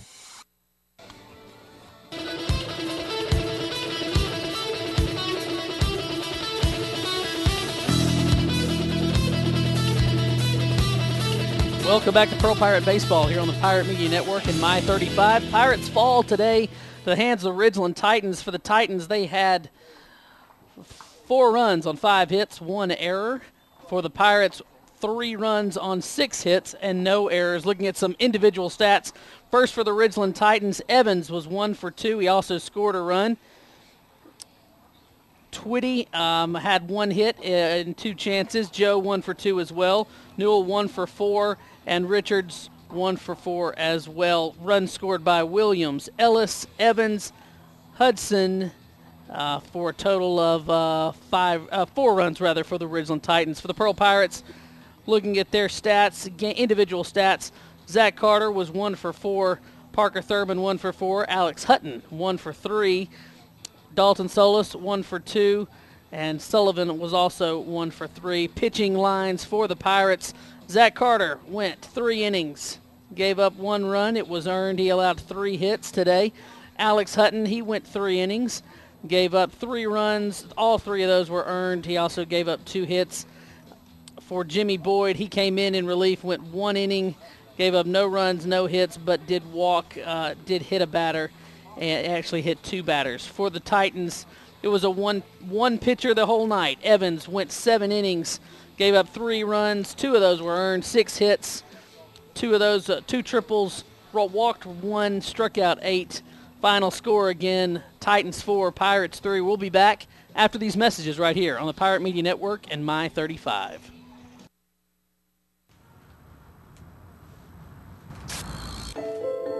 In times of joy, in moments of grief, we are there.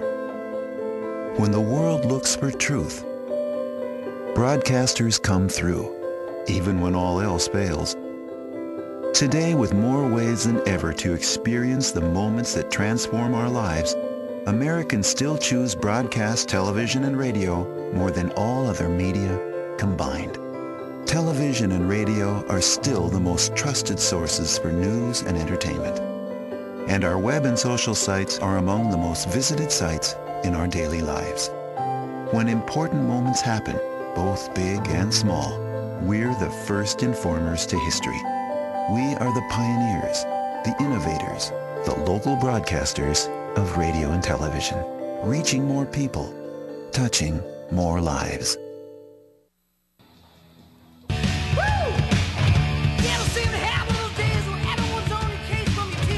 Welcome back to Pearl Pirate Baseball here on the Pirate Media Network. The Pirates fall to the Ridgeland Titans by a score of 4-3. The Titans 4 runs on 5 hits, 1 error. The Pirates 3 runs on 6 hits, no errors. Our PMN Players of the Game brought to you today by Sonic Drive-Ins and Moss Creek Fish House. Dalton Solis will get the Offensive Player of the Game. Dalton on the game had a good performance on the offensive side. Went 1 for 2 with a run scored. He had a triple in the game. He also had a walk in the ball game. So Dalton Solis, our Offensive Player of the Game. Dalton to get one of these 2 gift cards, either Sonic or Moss Creek. I'll give them the choice. And then our Defensive Player of the Game is going to go to Nick Lawrence. Nick was the shortstop.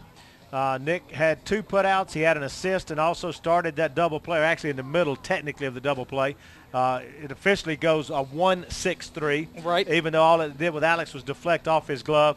But Nick Lawrence also made a couple other good plays there at shortstop. So that's going to be our Defensive Player of the Game. Thanks to those 2 guys. Congratulations. And a special thanks to Sonic Drive-Ins, Moss Creek Fish House for our PMN Players of the Game. Justin, you heard me talking to Coach Barnett. A very disappointing end to a really, really good ball game. For 6 innings, the Pirates played about as good a game as you're going to see them play. They were solid defensively. They were moving the ball, putting the ball around in play on the offensive end. You're seeing their best pitcher. So you know Reed Evans is going to bring it. He's going to throw strikes. We talked about it in pregame that he had 3 walks to 19 strikeouts. He walked 1, struck out 8 today. So he continued what we expected him to do. These young guys put the ball in play. Those scattered 6 hits. The problem happened in that top of the 7th inning. Anytime you go to a 7th inning leading, you got to get the outs. And you hit the leadoff batter. You walk the 2nd batter. You hit the 3rd batter. You hit the 4th batter. You hit the 5th batter. And it's over at that point. That's right. You can't do that in a game like this. No, you get in a close game, you get to that last inning, you can't afford to make those type of mistakes. You can't afford to give them runs and give them base runners, and that's what the Pirates did tonight, this afternoon rather. I'm with you exactly. They played a great game for the first 6 innings, but then came in the 7th and just couldn't get it done. You can't allow a team like this. That many base runners, you can't put them on in situations and expect to win. Pirates have got to do a better job from a pitching standpoint in that last inning. It was just an opportunity that they lost today because they just kind of let it slip through their fingers. The wheels really fell off there in that last inning. But I'm with you. I think there were some positives you take from this game. I think you got to be pleased with the play of some of these guys. That this is our first time to see them. Sullivan, Lawrence, Bounds.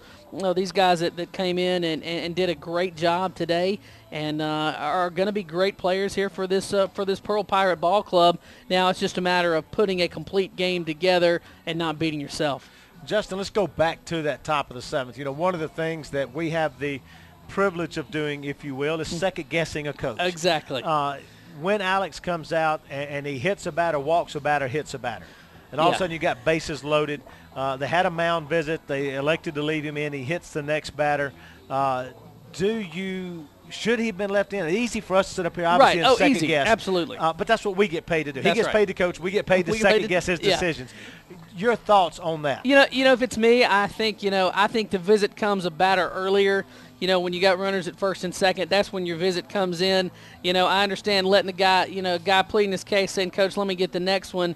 Well, you know, you let him get the next one when you still have a base for him to give. But when he hits the first one, walks the second one, that's the time for your visit in my mind. Then he comes out and he goes ahead and hits the third one. At that point, I think you've got to pull him. Obviously, it's a control issue. You know, he had thrown 50, almost 60 pitches, and you know, it was probably time for him to go. And I think hindsight, coach would probably agree with that decision.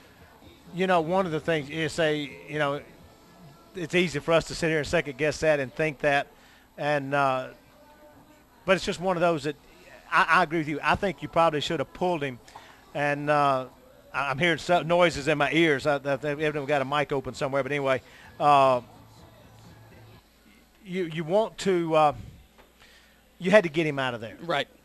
You got a one-run ball game. You don't have a 4-run lead. You don't have runners to play. You had put the tying run at third. You had put the go-ahead run at second. And I want to take I tell you what, I'm going to wrap this up. So we're going to take a quick commercial break. We'll come back in 30 seconds here on the Pirate.